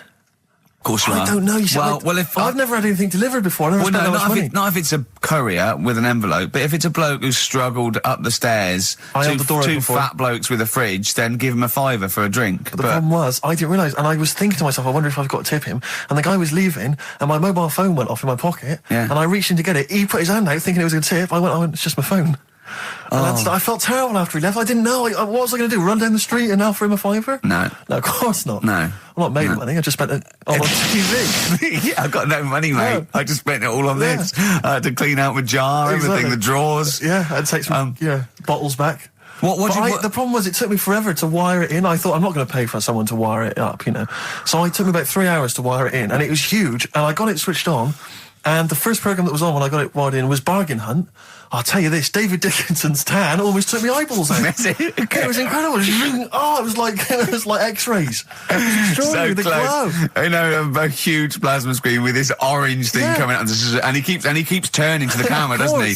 Just to get you. Yeah, he turns away. You get a bit close. They go, "What's he doing?" He just turns around, takes the cornea off. What do you think, Bargain Hunters? Bargain Hunters. Oh dear, that's why I'd buy a plasma screen to watch Bargain Hunt. I mean, it's ludicrous. This is the problem, is because what do you watch? I mean, have you watched anything that's been worth having? The only thing I've watched really worth watching. 24. Well, 24 works great, but also films. Obviously, that's the main reason I bought it, because films just look amazing on the DVD on the plasma screen. There's that one that a bloke, right, was going to get a phone call at 4 o'clock to find out if his business was, okay, right? And if he didn't get the phone call, he knew he was broke, destitute. So dead on 4 o'clock, the phone didn't ring, so he went up to the roof, his office, and he jumped off to commit suicide. And as he was passing his window, the phone was ringing. Oh no. Karl, it didn't happen. Didn't happen. Think it through. Who told that story? Who told that story? As he hit the pavement at 120 miles an hour. He's the only person who could have known that series of incidents. Also, why didn't he wait? As his life's at stake, why didn't he wait till 5 past? I'm going to give it 5 minutes just in case. Just in case the lines are busy. Yeah. And what sort of bloke goes, I'll call you at 4, okay, if you're busy. Well, call me anyway. No. If I don't call exactly 4, then, you commit suicide. Commit suicide. I would, because if I don't call at 4, that's the end of it. Well, call me anyway. No, that's not the way I work. Why can't you just call me and tell me the other way? Well, I'm telling you how I do it. If you're bust, I don't call. Can't you just call to verify in case something goes wrong? What if it's engaged? If you want to be engaged, just commit suicide at 4, please. It didn't happen, Karl. What exactly is there then? Is it just a kind of moon-like kind of surround with just kind of dust and rock? That's exactly what you see. I was there when the Mars thing went wrong. I would have just sent a camera crew there, filmed a bit of that, right, and say, here we are, this is it. Ignore the little coffee shop in the background. Right? This is Mars, because that's what it's like. Just loads of dust. Holes everywhere. Tidy it up. Little round-headed aliens complaining. Whinging. Just like Mars. So is there what's the best bit about the holiday? Come on, pretend you're Judith Chalmers. I have been doing. I would have done all. I would have said that. Don't bother. Well, I mean, the hotel was good. Yeah. That was all right. What was that like? It's all right. Just, clean. That's all you want, isn't it? See, that's not quite what Judith Chalmers does. She doesn't go, what's the hotel like? All right, yeah, clean, isn't it? All right. What was it like? What was it? 3-star, 4-star? Did it have a swimming pool? What was the room like? Yeah, had a swimming pool and that. Yeah. Yeah, it's good. I think it was one of the better ones on the island. Okay. Nightlife? Wasn't really. And there was a bar. There was some bands playing. Yeah. Not very good. Food got a bit boring. Yeah. It was always the same food every night, but they sort of themed it and made out as if it was different. So, like, on Mexican night, it'd be chicken with a nacho on it. Right. And Chinese night, sort of chicken with a little prawn cracker on it and stuff. Sure. But that got a bit boring. That's me just turning on my phone, because I want to read to you a text that I got from Karl. I think you sort of sum up the holiday in this text, don't you? Do you remember it? I can't remember. Let's have a look. Let's have a little look. Instantly, what did Suzanne, your girlfriend, make of it? Similar view to you? That they should fill in the holes? Yeah, it's just that thing, you see, I went on a coach trip, right? and you go and see the volcanoes. Like I say, there's 36 of them. Yeah. Which, how many do you need? And when we're on the coach going round all these volcanoes, the fella on the front's going and look out your left window at the moment, and there's a volcano. And if you quickly look out at the right-hand side there's another one. Right. And on the left, he's just like, all right, we've seen it. Sure. Do you know what I mean? Yeah. And we'll talk about that trip in a bit. Right, this is the text I got from Karl, right? All right. Been up to a volcano. Been in some dead artist's house who built his house in the lava. They said they would show me science with volcanoes, but all they did was chuck some water in a hole and it shot up in the air. No dwarves in the canteen, no scousers here, but there is a Swede woman with a big head. She looks effing gormless with a cap on. All right? So a little reference there to... A Swede woman? What's that mean? Do you mean Swedish? Yeah. Or she looked like a vegetable? No, the Swedish woman. But they've all got sort of quite big bill, aren't they? And I sent him a text. Oh, well, it's just good to be on holiday because, I'm working. He sent back, so am I. Just been watching Sky News. There is a school for monkeys who want to get a band together. Is that monkey news for later?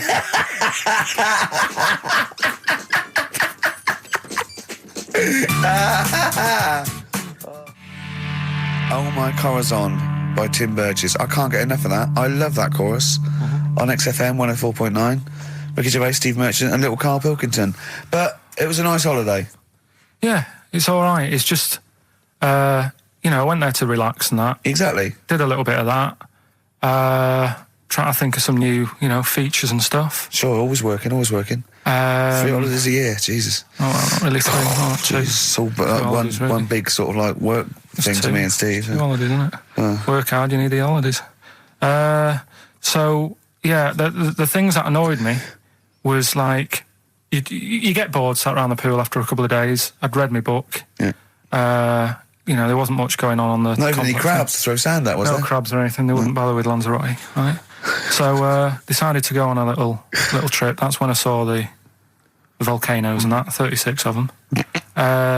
So, we go on the trip, and the thing that annoys me, it does happen every holiday that you go on. If you go on a sort of a package thing, they have these trips, right? And you pay about 40-odd quid, and they give you some wine, to sort of make it feel like you're getting your money's worth. But how many of these trips have you been on then? Loads. Probably about 12. More holidays than I've had. Go on. Yeah, so anyway, so you're on the coach, right? And they take you for the volcanoes. They took us in the middle of nowhere. Yeah. Right. There's nothing else round there. Sure. It's like I say, it's like Mars, but with holes in the ground. Yeah. Right. And they sort of drop you off, and they go, right, everybody, see you back here in an hour. There's loads of volcanoes for you to look at, and a coffee shop over there. And for a fact, right, you don't need an hour there. You could just say, well, just keep the engine running because I'll have a look in this hole, we'll get back on, give us 5 minutes. Don't need an hour. Absolutely. But that they've got something going. It's a backhander, definitely. What, with the coffee shop? Definitely, yeah. They go there and they get everyone to have an ice cream and a coffee, and they sit down, have a fag, talking to the bloke. Yeah, and it's like, cousin. Yeah. How much was the coffee? Was it probably about 3 each euros, so I think it was 3.50. Sure. Yeah. Which is, I don't know, that's about 2.5 quid. Yeah, they've stitched you up. That's great. Anyway, coming up today, we have got Educating Ricky. Right, okay. Is this the last one? You've promised it might be. I believe there's a book out that might help me with this feature, so we'll see how it goes. You've got 3 titles that I tease you with, different stories. You take your pick and I teach you something. That did happen.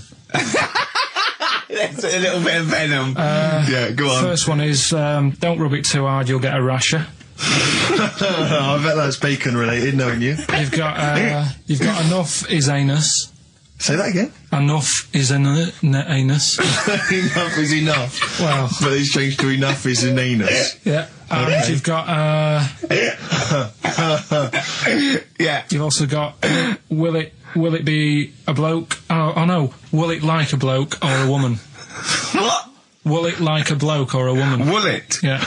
Will it like a bloke or a woman? Wow. Yeah, so they're your 3 stories. Okay. today. Sounds exciting. Okay, well, I'll have will it Well, like... we're going to play a record now, Rick, surely. Yeah, And, okay. and come back with... Sorry about the crowds and the big baby. It's a valuable lesson, really. I'll think of a title for him. So, 3 stories. Don't rub it too hard, you'll get a rasher. forward Enough to that. is anus. And, And we'll have that one then. that one. Yeah. Right, well, do you believe in palm reading and stuff? Yes. Sorry, yes. Yep. Yeah, of Yeah. course. Sorry, I forgot. Yes, of course we do. Right, well, there's a fella who, he used to do palm reading. Oh, yeah. But a lot of people, he found that when he went up to him in the street and said, do you want your palm reading? He was like, a lot of them were like, oh, I'm a bit ashamed of my nails and stuff because they're a labourer or they're a cleaner or something like that. I know a lot of labourers are slightly embarrassed by their nails. Yeah. No, but... Yeah. So he found Look that, at my bloody hands, Reg. well, That's that hod carrying. did I ever tell you that? Did I ever tell you that I got picked at school to make tea and serve biscuits to old people because I've got good nails? No, go on. Is there any more to the story? Well, that's about it. I mean, we used to do like, I think the head teacher must have been getting something, maybe getting his mum in there for free or something in this old people's home. So he offered the kids at the school, he said, right, all sit at your desk and put your hands on the table. And everyone did. And he walked past mine and he said, not bad, not bad. And he said, you've got the afternoon off, you can go and serve biscuits and tea to the old people. What did you say? I said, all right then. Was good. that? Yeah. Good afternoon. But anyway, so these... Yeah, these- what did he do? He just sort of walked around and went, you all right, do you want bourbons or digest? I bet you get on with old people, wouldn't you? was all I'd right. love to see maybe Especially the senile one. yeah, no, but I'd love to see you on VH1. Just in a link, they just go, they've just played Robert Palmer, right? And it comes to you in a little park, and you just sit next to an old lady. And go, all right, and you go, yeah, not too bad. You go, what do you think of London? Crap, innit? And she goes, yeah, it's awful, innit? And you just have a talk, and you go, right, well, she doesn't like it. In excess. That's what I'd like to see. I still think my idea is better. But so what are you going for then? Oh, you've picked one, haven't you? Yeah. So this fella. So there's palmists going around the streets. Yeah, he's going round and there's a Randomly lot- trying to give palm readings. They're losing money, hand Right. over fist. Yeah. Right. So they said he's what he's done. He's reading people's bottoms now. Sorry, whoa. You just, I didn't quite follow that. He was a palm reader. That wasn't making money. So now he's going up to people in the street and saying, can I see your arse? Basically, yeah. So from being a palmist to an arsonist. Well, they just that's what he does. He said the same sort of lines and that you get on your hand, you get them on your bottom, and he can read them. Right. Yeah, he's not a pervert or anything, or making up as he goes along. No, that's it. That was that. So, sorry, if a man came up to you in the street and said, can I have a look at your arse? Can I read your arse? You'd drop your trousers, would you? No. If he went up to him and he said, "Oh, I'd rather you didn't, because I'm a labourer. I've got bad fingernails." No, that's why I've seen. That's what a lot of labourers, they're showing their cleavage. You think, but actually they're having their arse read. Absolutely. That's what that's what it is. And then right. So is that the end of the story? Yeah. But then because That's it. Educating Ricky is there's a bloke who reads arses. No, but You're then- a mentalist. but what are you then- talking about? But then, do you know, like now and again, I come up with a little jokey line. Thought Yeah. I'd make an effort today for VH1 or MTV. Yeah. Little line there. Don't worry, it won't last. It might just be a splash in the pan. Okay. Phil Collins next. Let's play some Phil. Let's play some Phil. Educating Ricky, will we carry on? Yeah. Right, you've got left. Don't rub it too hard, you'll get a rasher. And Yeah. will it like fellas or will it like women? Well, you said wool before. Yeah, will it? Go on then, I'll have wool it. Right, now this is similar to the one you were talking about before, right? They found out that scientists Oh yeah. have found out 17th century. that like now 1 in 10 rams are gay. 1 in 10 rams are gay. Yeah. Yeah. So that was like wool it. That's how I could get that in. they got a load of gay and straight rams. Right. They worked out which were which first. They said, right, that bunch there is a gay bunch. They looked better. They just had more pride in their appearance. And the other ones, the straight ones. And then they gave them to this scientist and said, right, go on, do what you got to do. And they took the brains out of all of them. Just to check. And they did tests on the brain, and it worked out that they've got something smaller in the brain. The gay ones have got something in the brain that makes it smaller. And they said, right, well, that's probably how it's going to work on males, on like males and females and like humans. So you took from this that gays have smaller brains than straight people? No, there's something in the brain. Right, So if someone's saying, oh, I'm a gay, or they're not sure or whatever, they will now be able to find out. So you can go to the doctor and to find out if you're straight or gay. Is there any gay in my brain? Let's have a look. Do. You've got a little bit of a gay in you, yes. A little bit of gay in there. Yes, you've got the, you've got a little bent cell there. Well, that's why they did it, anyway.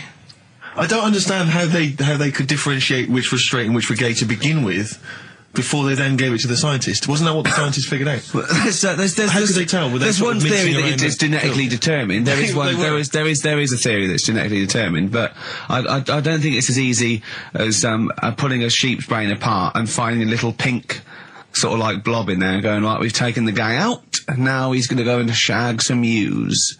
I don't think it's that straightforward. Although homosexuality does occur at a similar sort of rate in animals, I think. Yeah. Yeah. So you knew that, didn't you? So that's that one. I mean, I just like the idea of the farmer figuring out which is straight and gay. Well, that one's wearing quite a camp-looking neckerchief. Yeah, so I'm thinking maybe he's gay. Is that? Yeah. I love the fact they can. That one's a big fan of Sophie Ellis-Bextor. Yeah. They would.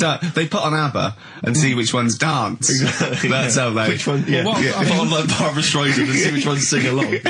It is rubbish. What did I find out? Did you just say that is rubbish? No, I found out other stuff in the week that didn't make the top 3. Wow. We haven't even had to. This must be mediocre stuff. This must be really bad. Yeah. Or it might be dubious. Go on. There's a woman in Ireland who has been with a fella for 11 years. Yeah. She always saying to him, when are we going to get married and that? And he's like, oh, we don't need to. We're happy and that. Do you know, like I am with Suzanne, it's like, there's no point, really. Yeah. Unless you have a kid, I don't think you need to, do you? Right. So, he was like, we'll do it in time and all that. Anyway, he comes home from work one day. He says, oh, go on then, we'll get married. She was so shocked, her hair fell out. Did you get that? Wow. So that's extraordinary. What did he say? Oh, I'm not marrying you, Baldy. Yeah. Well, she was so shocked her hair fell out. Yeah. I love the idea of it just going to the ground. Fell out. Yeah. Yeah, what else? Right, that's rubbish. That's rubbish. Next. You've also got, it's weird, isn't it, Rick, that the stories that we made up are more plausible than the facts he's actually giving I think us. we tried too hard. I think we tried too That's what he's willing to believe. He's willing to believe that a woman's hair fell out when her husband came out saying, let's get married then. Oh, you're romantic. Yeah, then, here's a good one. Go on then. Right, in Dubai, this woman went to Dubai for a holiday. And she was over there, and apparently in the markets Bit by a spider? they sell lizards. Oh, go on. Right, just like for people to buy. So she buys one, not knowing that you're not really meant to take him out of the country. Sure. Puts it in a bag. Yeah. As you do. What have you? And then she gets to the airport when she's going home. She's thinking, I can't really leave it in my bag. Yeah. So she puts it on her head. On her head? Wears it as a hat. She wore the lizard as a hat? Yeah. People on the plane were just like, yeah, everything's fine. They're doing the cross checks and that. Yeah. Have you got your seatbelt on? Yeah. There's a woman there with a lizard hat. Everything's going well. She gets off the plane at Manchester Airport. Lizard sticks its tongue out. Yeah. The air hostess says, what are you doing with that? She goes, I've had it. Lizard said, I just found her in Dubai. They said, I've had this with me all journey. And they said, well, you shouldn't have done. And they took it off her. Yeah, I think that is true, actually. Yeah. Yeah. So what about that? Yeah, good, yeah. That educated me. Right, what, any more? Well, what's that taught you? That's taught you, be careful when smuggling lizards back as some kind of hat. Yeah, don't just say, lizard, keep your tongue in, you twat. Not at the customs officer. Yeah. And, what else? Anyone didn't quite make it? Anything to declare? I've got a lizard on my head. We've got an old saying one, if you want that. Go on then. Are these ones that didn't make the list? These are ones that didn't make it. Oh, right. Because I always get more in than I need to, just in case. Just think if someone's just tuned in now. And I tell you what, actually, Go on. it's a bit funny because I was looking on the web in the week at different sayings, and do you know the saying? A round head does not an MTV presenter make. Yeah, no. What's that saying? Spark in the pan or something? Eh? Flash in the pan? Flash in the pan. Yeah. Do you know that saying? Yeah. That's a bit like what could happen to me, innit? Do you know what I mean? There I am trying to do my normal job, right? And then you bring me in here on a Saturday. Next thing, everyone's after me. Yeah. And then it doesn't work out, and I'm dropped. Yeah. And that saying flash in a pan, do you know how it came about? No. Do you know like how years ago they used to dig for gold? Gold. Yeah? Yeah. And they had like a little pan, Yeah. and they'd put the soil in, and they'd rub the soil. Yeah, and it's shone in the sun. Now and again, it shone in the sun, and they get all excited and were like, oh, brilliant, some gold. And then they realised it was just the sun flashing in the pan. Yeah. And that's, do you know what I mean? Yeah. So again, that's a bit weird how I saw that saying in the week. Almost like a little thing saying, don't be getting carried away. Omen. So, well, makes you wonder. But anyway. Not really. So, last one. Yeah. Don't rub it too hard, you'll get a rash. It's been a mess today, hasn't it? What do you mean it's been a mess? It's been a mess. What has? This. What? The show? Yeah. How has it been any worse? It's just all over the place. There's no sort of, it's not tight like it normally is. And she'll be going away with this, thinking that's what the show would be like. She listens to the show. She knows it's a shambles every week. Go on. Well, don't rub it too hard, you'll get a rasher. Yeah. Do you know the saying, ham it up? Yeah, go on, yeah. Right, well, do you know what it means? Well, it means to overact. Right. Well, years ago, with actors in musicals and stuff, the actors used to look pretty ill on the stage because they didn't have proper makeup and that. Right. Right. So what they used to do to make themselves look Rub their face in pigs? well, they got bacon, rubbed it on the face, and it made the face a bit sticky because of all the the pig fat and bit of lard and stuff like that. And then they'd go and get some bricks. Bricks. Yeah, house bricks. Rub them together, make some sort of red dust from the brick, and then put the dust on the face. And the fat and the lard and that would make the dust stick to the face. And they'd look well under the lights. And that's where they're They'd saying... smell great as well. Yeah, well... Lovely. Everyone likes the smell of bacon. No, but... So that's the old... ham it up. That's where like that that. comes from. If it's true, I've no reason to think that it's not. So that's your third Educating Ricky today. So, what have you learned? Nothing. Absolutely sod all. You've got your hamming it up. Yeah. Rams are gay. They know which ones are gay now. Now! And At last, thank God. the fella who can hand read an arse. If you missed the rest of the show, what are you going to make of that? If you've just tuned in. You are a maniac, Carl. So- And you've had your screen test. I reckon we'll be seeing you on MTV or VH1 in the near future. Because I like learning, which gets us on to Educating Ricky. Oh, excellent. We've had a good year of stuff, teaching you stuff. Well, yeah, I've learned a lot. Can you remember any of the Of course I highlights? can. There was a deaf girl and she hit her head and she could hear.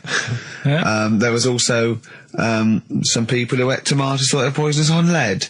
There was also a doctor who gave a blood transfusion with some parrots from the pet store. Yeah. Because the doctor in America, and it was the olden days when the lines were bad, said give him his parents' blood, and the doctor this side thought said give him some parrot's blood. So that was true, and that educated me. That was fact. What have you got for us? Well, we've only got two because I've taught you about jellyfish today that we need them. So we've only got two things to go at, and I give them a little headline so you remember them to make them snappy.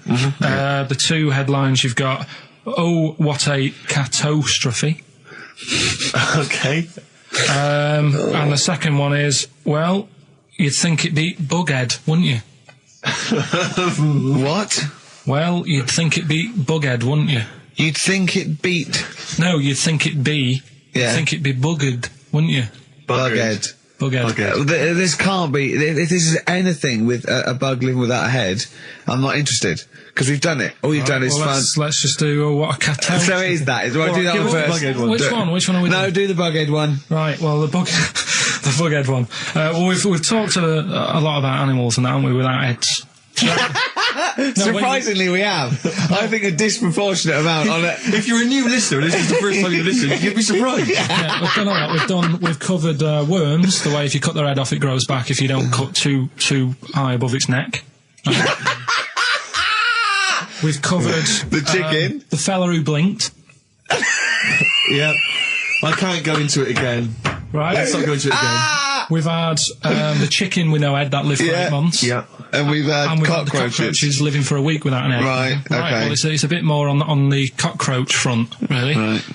They've found, right, that if you get a cockroach and you cut its head off, right, and then you find a cockroach that's still got its head, but it hasn't got any legs. Right. Right, it's not over for both of them, right? Because what you can do, you get the one that's got the legs, right, with no head, sort of running around. Get the one with the head, sit it on top of it, right. Get a little tube, okay, so that the fluids. So is this auntie's go out of the room? Finish. This is like Blue Peter. Let him finish. You could get this for Christmas. Right, you get a little tube. You sit that on top, so the bodily fluids are still running between the two. Right. The head of the one on the top will control the feet of the one on the bottom. Okay. What about that? Good. And will it continue to live? Yeah. Okay, you don't know that for sure, do you? That was just a question out of the blue he wasn't expecting. Well, what do you think of that? Good, yeah, it's great. Yeah, just a primitive nervous system that can, yeah. Did you expect us to be more impressed and excited by that? Well, did you fall off your chair when you read that? Did you literally topple off? Going, did you think you were going to be the Frankenstein of the insect world? Yeah. No, I just was thinking if they can do that, you know, with them, can they do it with humans? Because I also did a bit of research on. Did you come to the sort of conclusion that apart from the moral aspect of it, that the human was probably more complicated than? Yeah, but do you know what I mean? Things move on, don't they? Do you know what I mean? Science, Rick. You know, I had Binatone as a kid. Now they've got PlayStation 2, and the difference in 10 years. They have found that if you lose your head, a cockroach can live normally on your body, but not the other way around. Your head on it cannot control its legs because it's too complicated for your brain. Well, so so then other research. Because I thought if you don't learn from that, I'll give you something else for free, right? Go on. Free. That they can clone people. The only reason they don't do it, right? Say if like Ricky needed a lung, right? They could clone you and make you the same, but the only reason they don't want to do it is because it'd be a bit horrible, wouldn't it? So and it would take sort of 18 years for me to get an adult lung. And there's all kinds of moral implications. Yeah. What do you mean, yeah? You hadn't thought of that? Because lest we forget, Rick, he ended with the only reason they don't do it is because it's a bit horrible and that. Which scientist said that? Right, that's a quote. Right. That's not it. That's not the other one. That's it. No. That was just, you know. We've got another one to come. Oh, I can't wait. The headline again? What was the headline again? The headline, oh, what a catastrophe. Looking forward to that. Mark. Yeah, a bit more counsel. This is from his covers album. This is called Snowbird. God. So listen, right? Okay. So, last educating Ricky of the year. Oh, Christ. What a catastrophe. Yeah, let's do that then. Right. Victoria Plum. There's this woman, right? Yeah. This woman, she's reading Guinness Book of Records. Yeah. And she's flicking through. Yeah. And she notices that there's a world record for a cat, right, with 27 toes, right? So she reads it and she thinks, well, that's not right, because her cat's got 28. What do you mean a cat's got 28? A cat's got 28 toes. So she was like, well, hang on a minute, mine should be in there. So there was I missed the very beginning of this. She was She's looking through the Guinness Book of Records. Sees the record. Woman was looking through the Guinness Book of Records. The woman with the cat with 28 toes looking Right. through, and it said the record for the cat's toes was 27. She thought, hold on a minute, Ross McWhirter. My cat's got one more than that cat, so go on. Anyway, so she said, the person doing the interview with her said, is it happy? And she said, yeah, it's great, and it's really good in the snow. Right. It gets through a lot of nail varnish. Well, that's what it said, right? It said it's really good in the snow. So I just was thinking, that's it, really. That's not it. That's the end of that story. But Brilliant. But what I'm thinking is, right? It was two cats welded together. No, she said, it's happy. So is the other sort of disabilities where, in a way, it's not all bad? Oh, Christ. No, do you know, like, that book Steve brought in for me? And there was a fella there, wasn't there, who had 3 legs, who was a juggler. And I was like, what's the point of that? What do you mean, what's the point of that? What's the point Well, of he's what? not taking advantage of having 3 legs, is he, being a juggler? Yeah, he said he should be a footballer. Right? So, but in a way, he's used it, hasn't he? He's probably not even that good at juggling. But because he's got 3 legs, people have gone, well, I'll give him a chance. Let's go and see him anyway, see if he's any good. Yeah. Right? So what I'm thinking is he anything else? We've mentioned the midgets today who are good at robbing cars because they can get through the windows like Dukes of Hazzard. Sorry. So listen. I'd just like to say, this is the Radio Authority listening. We are in no way suggesting that one midget's forte in life is robbing cars, but if you're a midget sitting at home feeling sorry for yourself, that you should go out robbing cars. I'd just like to say this is Karl Pilkington talking. The views of Karl Pilkington do not necessarily reflect those of XFM or us. Yeah, but it was a TV programme, so it's not me. I'm just saying what I've seen on That television. you didn't see. That somebody told me about. Yeah, so you could be wrong, just like a lot of your spurious facts that you just see on the internet, you know. I'm just saying. Yeah. So is he anything else? We've seen the fellow with 3 legs. So what you're saying is there a disability that is actually an advantage? Yeah. Right, I mean, okay. Steve mentioned about the disabled loo. They're always really roomy and, like, got multi-gym facilities in them. Multi-gym facilities! Oh, do you know what I mean? Multi-gym facilities! What do you mean, Carl? There's always bars everywhere and that, isn't there? That's not parallel bars. Yeah, That's they to help don't them do get up. gymnastics. They're not in there working Yeah, but out. I'm just saying though. Do you know what I mean? So in a way, they've got that. So always, what I'm saying is, when you look on the brighter side, it's like Elephant Man would have never got up and gone, "Oh, look at my hair today." He would have- Nor do you. no, but do you know what I mean? He would never have that problem. You're a maniac. Forget it. I thought we'd be able to get a serious discussion going here. Well, okay then. So this is a serious discussion, is it? Yeah. Okay. Well, let's treat it sensitively then. If you really want a serious discussion and talk about whether there are some disabilities that are an advantage, let's think of some then, shall we? Well, I've said 3 already. Yeah. You can't say if you're deaf, Bobby Davery won't annoy you. That doesn't count as an advantage. Do you understand? Do you know what I mean? Carl's looking at you thinking, that's brilliant. Yeah. Yeah. Well, we'll leave it then. I'll come up with a better feature for next year. We'll bin that. Oh, So, if you've got any We've disabilities... been that like that was going to be a feature. What, you were hoping that would be a spin-off feature? Disabilities are actually Well, it's an another advantage. form of do we need them? It's like, But that's Carl. Think of it. It's like that joke. The bloke that has his weight says good news and bad news. Bad news is we've had to amputate both your legs. What's the good news? The fellow in the next bed wants to buy your slippers. See, that's not an advantage. It's a joke. That doesn't really happen. People don't go, oh, that is good news. Yeah, I'll probably get a quid from him. Do you know what I mean? But the fellow with 3 feet, what would he do?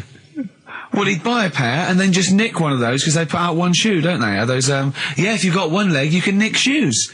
Good point, Right, Carl. now I'm getting you thinking. Also, right, I like teaching you stuff. Yeah. And you've done well. So what I'm thinking is, rather than just touching on a topic, sort of giving you a few bits of information on one See, topic. this is what I'd like to do, because the last thing you taught me, I remember, was there was a blind girl, she hit her head and she could see, and that's all I got. Yeah. So if you could go into that a little bit more, that would have been educating me.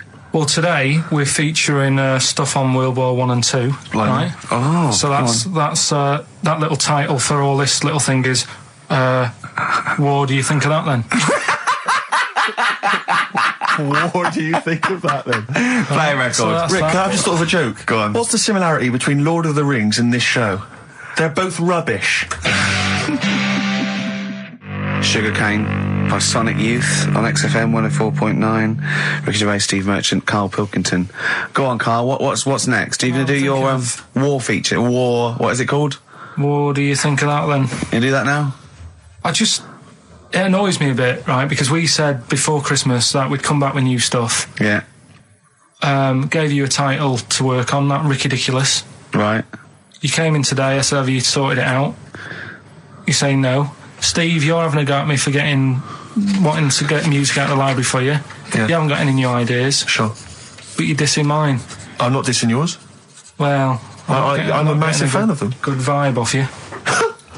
Oh, I think that's very harsh. I just asked you, when were we going to have war? Do you think of that? I'm a big fan. I'm excited. Well, it's not that good, to be honest with you. Well, I disagree. It sounds brilliant. Right, well, it's a bit of a tweak of Educating Ricky. Right. Just some information on wars. Yeah. Okay. World War II. World War II, all right. The world champion chess player, he helped someone out in the war. It's the detail I like. No, he helped, it's nearly a history programme, isn't it? I was watching those repeats of The World at War. Yeah. That were on in the mornings, incredibly detailed, but they've got nothing on Karl. Did you write a lot of that David Sharma series? he was able to use his skills that he has to play chess, because apparently chess is all about probabilities of where a piece will be put. Right. Mm. And they got him in, and they said, "Can you help us out?" He said, "Yeah." And he said, "Right, where should we Hitler has just moved his queen. yeah. So that's a fact. He sent in a bishop that ran diagonally through the troops, knocking them over. Sorry, wait a minute, Karl. So they got a chess Sorry, player. that's it. Well, yeah. It's just what do you think of that? Again, that's not a story. But it angers me that he says that I'm down on the ideas when that's beginning to shape up as quite interesting. I thought you were going to tell me which battle or which event was you... World War II. It's not a battle. But which bit of your World War II? The middle bit. It's 6 years worth. Yeah, well, probably about a bit in. Guessing. Guessing. Well, all right, yeah, there is a bit of guesswork, but it doesn't matter. But that could have been an interesting thing if you told me it had an impact on the Normandy landings. When you look at these things, do you go, bloke wants help chess, use that, and run away from the computer? No, or run out of the bookshop? I read the first line where I get enough information. I just think... What do you mean you read the first line where you get enough information? Imagine if you were someone's defence lawyer. Exactly. And he was like, he's on death row and went, I don't think he did it. Yeah. I read the first line, I didn't read the file completely. He was in a hotel in Texas, right? Go on. It's enough. Oh, some other It's stuff. enough, it's enough. I just thought they always take ages on deciding where to go. It's just bet there's a better way. I don't know what you're saying now. I don't know what you're talking about. Well, I actually don't know what you're talking about. When people play chess, they take ages to make the move. So I'm just thinking there's probably a quicker way. Of what? Than finding where a boat is, than getting a chess player in. I don't know what you mean now. Are you talking about battleships now? They should have got an expert battleships player in. Right. yeah. What, Karl? Right, forget that one. Or someone No, I'm not being funny. But what is that? What are you telling me there? Someone who's really good at Risk. You should have brought them in. Yeah, Cluedo. Right, Yeah. Another fact. That's enough then, is it? Well, they use expert Cluedo players, but the police use expert Cluedo players. Yeah. If ever there's a murder in a country house... Do you think they use that old Chinese fella on the front of Mastermind? Mastermind, yeah. Yeah, for logic problems. The Enigma code was broken by top Mastermind players. Exactly, yeah. Right, second and a guy who's had a couple of rounds of Yahtzee and done very well. Second fact about the war. For engineering, they use a lot of Jenga players. Absolutely. Whenever they want... Will the building collapse? Oh, no, let's pull this. Let's see. If they wanted to identify... what are you doing? If they wanted to identify spies, bring me the champion of Guess Who. Was it a woman with glasses? No, right, sit Has he down. got a beard? Is it Bernard?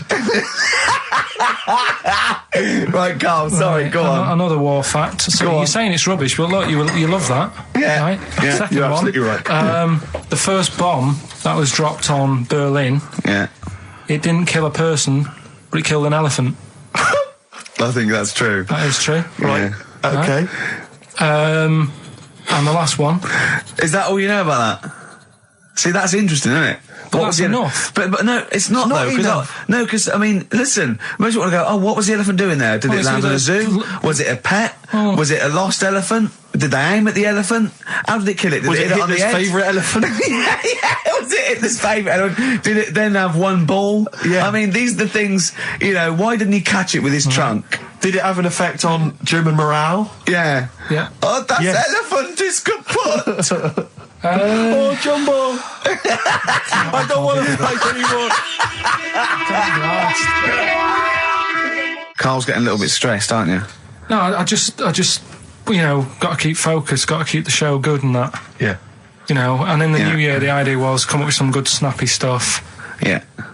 And today, I just think it's been a mess with you, to be honest. I mean, this is the sort of thing I'd prefer to do after the show as the producer. Yeah. But You know what? I think it's a discipline problem. Is I'm it not sure Ricky's got any. because I just put sellotape on your head? well, that's a bit to do with it. But just let's just focus. Well, I on, didn't put it when there was any hair on your eyebrows. I put it across your forehead. Right. What do you think of that then? Yeah. We've got one more bit left. Brilliant. One more fact. The French, right, when they were at war, David Sharma, I just imagine him just introduced. It's amazing. Which war was this? it was still the World War... One or two. World War Go II. on, it's 50-50. Go on. yeah. Right, World War II, what the French did, everyone needs a code. Everyone needs a code. Yep. A code when you're in the army. This is a and Disney song. that, right? And to sort of give the go ahead if you want to go into battle and stuff. Okay. Right?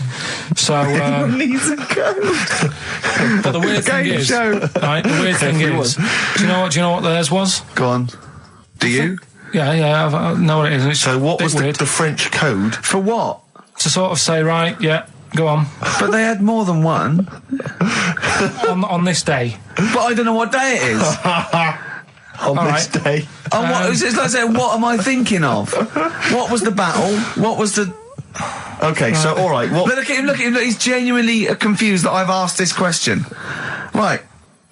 It was No. If you ask me a question, ask me the question correctly. What was the code for battle during what battle? World War II. No, that's not a battle. That's a war.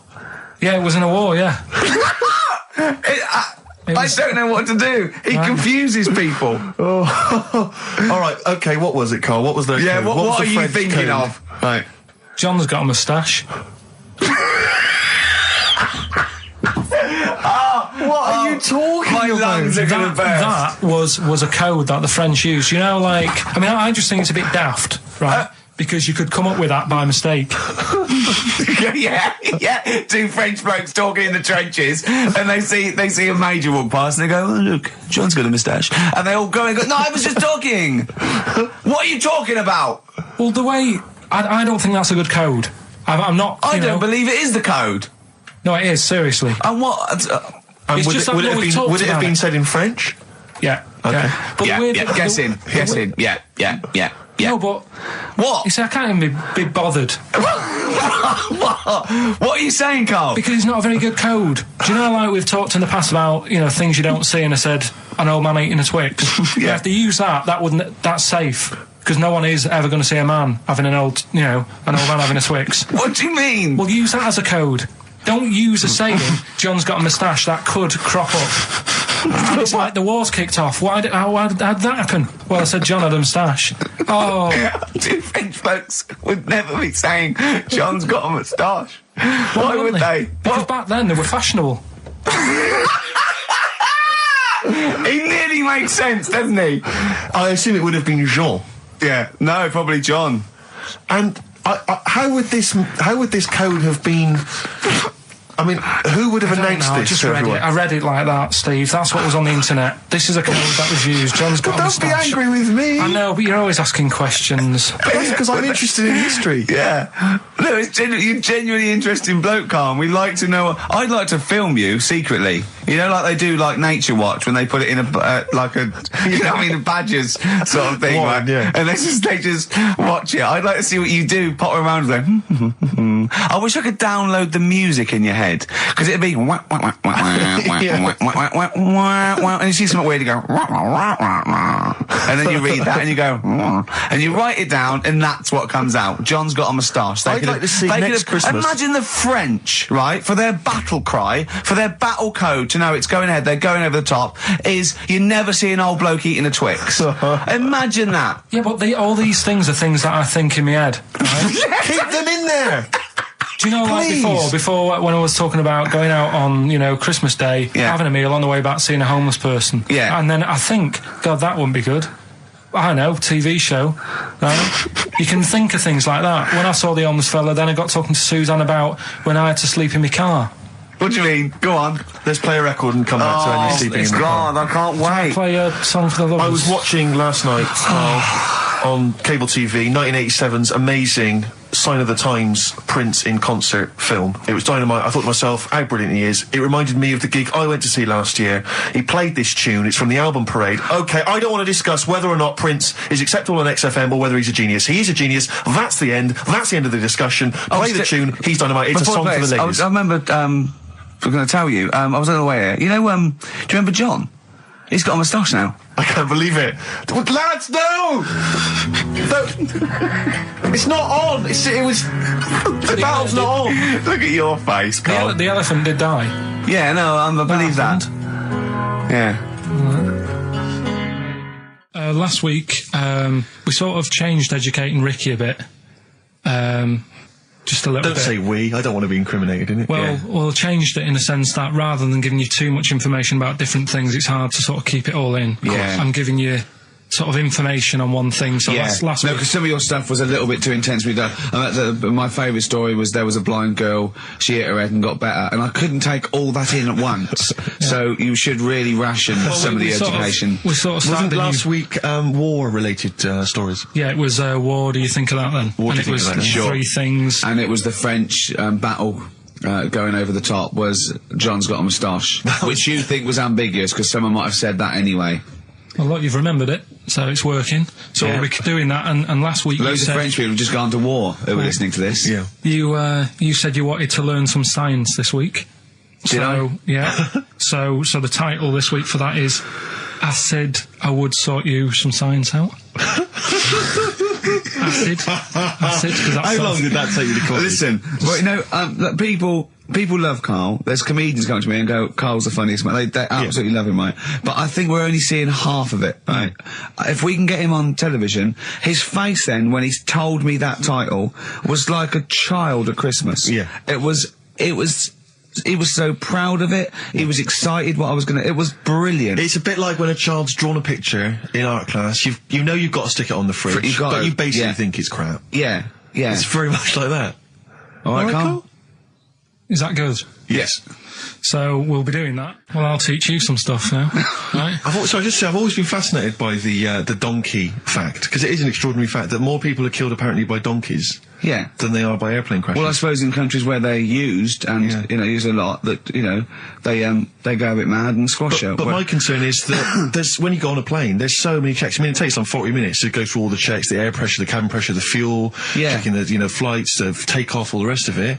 Our checks for donkeys. Nothing. Did someone close the gate? I think so. Exactly. That's our Is he donkey annoyed? checks. Is he annoyed or not? Yeah. You're not working him too hard, are you? Yeah. He's got his hand. Is there two holes for the ears? Yes. Well, I think that's what's happening. I don't think it's accident. I think they're picking us off. I think they're so annoyed that a nickname for them is ass. Yeah. And they've got to wear the little hat. You know, they've got to ride give kids rides on the beach. And now I think they're just sort of annoyed. Yeah. Maybe they're sort of just picking us off one by one. Teaching us a lesson. If we had the same stringent checks on donkeys as we do on international flights, maybe there'd be a little less death. Exactly. Wise words. Cheers. Wise, if slightly incoherent words. Go on, Karl. Got that right. I said I would sort you out with some science. Brilliant. I forgot the puns in mind, didn't I? I forgot the puns. Go on. Right, so, you asked to sort of be taught some science and that last week after being taught about war, so did some research. And there's a few things, I think we'll just cover cover one of them now. Go on. We talked a lot about hairy kids. We have I discussed that a love lot. the fact that Simon Sharma has never started a programme like that. The Jacobites. We've talked a lot about hairy kids. Go on. It's a little bit, I mean, it's not your traditional science stuff, but it's still interesting and it's a little bit, you know, it's still... Yeah, we talk about hairy kids. We have disproportionately, honestly. I think this show's talked about hairy kids more than any other radio show. Well, it's one that... Sorry, I noticed both of you there dropped the H, or the H, or however it's I had to. So airy kids, yeah. hairy children, not sort of airy, kind of light-headed, or... Yeah. Well, there was the case of the one who lived in China. Yeah. And... which was weird for two reasons, wasn't it? Yeah. Well, go on. One was, like, he was covered in hair. That's already weird. And the doctor sort of checked him over and said, well, yeah, he is hairy, but he's quite healthy, apart from he had a little bit of eczema and a boil. That was the main bit of the story, wasn't it? Yeah. But this one, right, we have sort of talked about it, and you weren't having any of it at the time. What? This next bit of science I'm telling you about. Go on then. Right? Remember when I told you about a lad who was living at home with his mum and dad, right? Everything's, you know, normal life, go to school, that sort of thing. Yeah. Then, I think his mum and dad had an argument, and it kicked off a bit, and he thought, I'm sick of this. It's happening all the time now. They kept having arguments, so the kid ran off into the woods. Mm-hmm. Oh. Yeah. Right? God. Now, he left, he went and ran in the woods, and he ended up living with some monkeys. Right. Right? And he thought, this isn't a bad life, you know, there's no arguments going on. Sure. He was getting on with them. And the weird He loves thing bananas. is, this is where the science bit comes in. Oh, sure. He grew a load of hair on his body. That's not true. It's not true. It is true. It's an acquired characteristic. I bet someone will back me up on this. But no, you can't. You can't grow hair like that. You might get a little bit more down here. They might, the erectile tissue might, you know, they won't fall out as much. That would, you know, but you don't actually grow a big mane if you're cold and you're a human. Well, he did. He did. This lad did. I know he sounds a bit strange in that, but he was living with the monkeys, and because it was cold, his body reacted to it. Listen, he was no hairier than he would have been if he was walking around naked on a cold day, with or without living with monkeys. The fact that he was living with monkeys makes no difference. No, I know, but I'm trying to get, you know, picture it in your head what he's like. Although Mickey Dolenz was always pretty hairy. Right? So he was living with them, and he went into town or something one day Oh, yeah. to get some food, and the people there were like, hang on a minute, that isn't a monkey. Well, he went in naked. No, he was there covered in hair. Yeah, but naked, but covered in hair. So it was decent. It was. Yeah. But they that was a weird thing. They thought it was a monkey in the shop. And then So presumably he had a big long beard as well, because he couldn't shave, could he? No, he was just covered. He looked like a monkey. And they were happy to serve the monkey, were they? There's a monkey, he's How did buying he a walk? newspaper and How some did he milk. walk? How did he walk, Carl? Did he walk upright or whistling along? The picture that I saw on the internet, he was on all fours, but I don't know if that's when he was running away after they'd sort of, you know, realised he was a kid. But this was a picture. So he was a kid as well. He wasn't even like an adult with the beard. No, he was a kid. Brilliant. And the beard kicked in a little bit. So early. listen, so the Go on. people caught him. You're an idiot. The people caught him, shaved him, right? Got it all off, didn't grow back again. Right. You're an idiot. Well, like I say, people will have heard this story or read about it. You're an idiot. And they'll email in. They don't let me down. And they'll agree that you're an idiot. No, they'll have seen the story. You're an idiot. So that's a little bit of science. You're an idiot. Libertines, Time for Heroes and XFM 104.9. Right, okay, so have you got anything that is science as opposed to nonsense? Well, Kid went off with some monkeys, grew hair, came back, shaved him, it didn't grow back. I mean, just think. Right, something else. there's a few things I found. Yeah. There's a fella Oh, God. who had hiccups for 69 years. That was a bit annoying. Yeah. Yeah. There's the dog with the wig that we've discussed. Imagine if you just tuned in. Yeah. There's the dog with the wig that we've already discussed. Did we discuss that? Not really. Did I not tell you what he said? I did, didn't I? Yeah. Oh, yeah. What else have we got? Well, there's something here that you sort of know. Is this going out live? Yeah, this is happening, right? Go on. But remember when you talked about sponges? Yeah. if you get a red sponge and a blue sponge. You liquidise them, pour them back into a tank. After a few hours, they know which was which, and they reform as a red sponge and a blue sponge. Yeah. Yeah. I thought that was weird when you told me. Yeah. Looked it up, did a bit of research. Yeah. Thought that's sort of sciencey. Yeah. You can do the same thing with a mouse's brain. Okay. Explain a bit more. No, you can't. If you get a dead mouse, put its brain into a blender, blend it up, leave it standing for a bit. Making that up, aren't you? You're confusing this. You've watched Nigella Lawson make some sort of pudding. No. What do you mean? It won't work with the brain. Well, it does with I mean, not human brain. Don't be trying that. Although, no, a mouse one. A mouse one. And what happens? It sort of reforms, goes back together again. No, because apparently it's made up of the same stuff as. But it doesn't, does it? Because if it's dead, if it's a dead brain, the cells can't act anyway. The fact the sponge is that it doesn't kill the cells, it liquidises them, it doesn't kill the cells.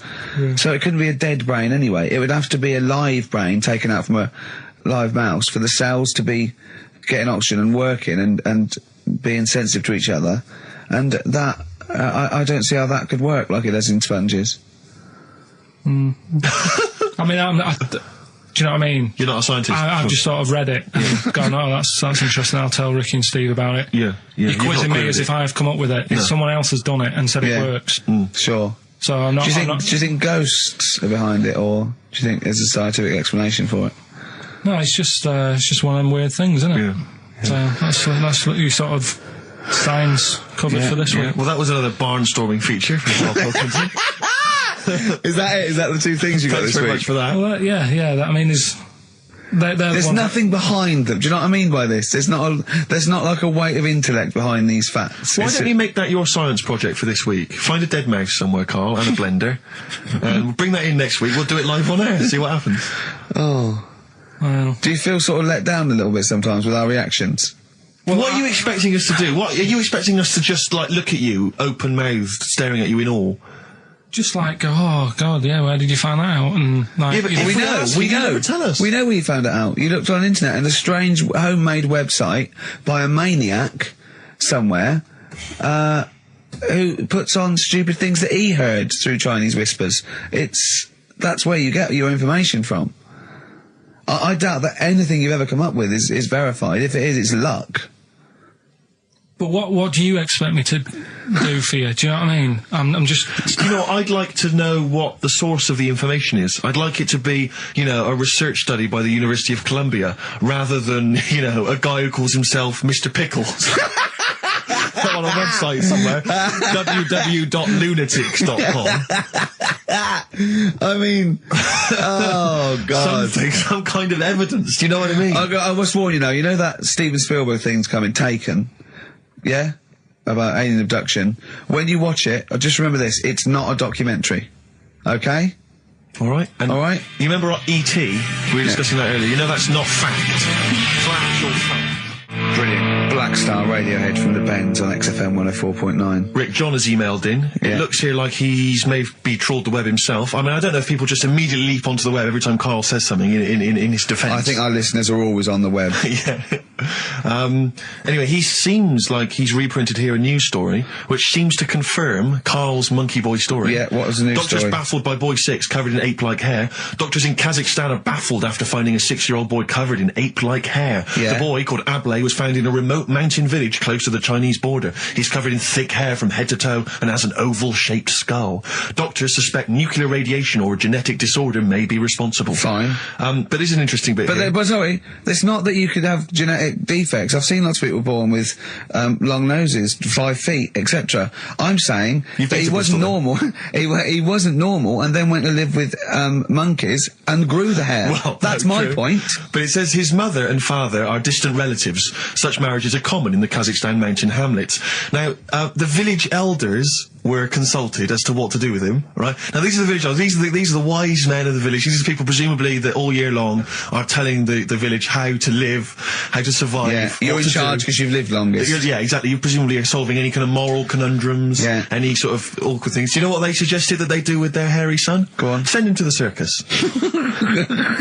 The Carl's nodding. Put him in the circus. That was what they suggested, and the mother actually wanted him to go to school.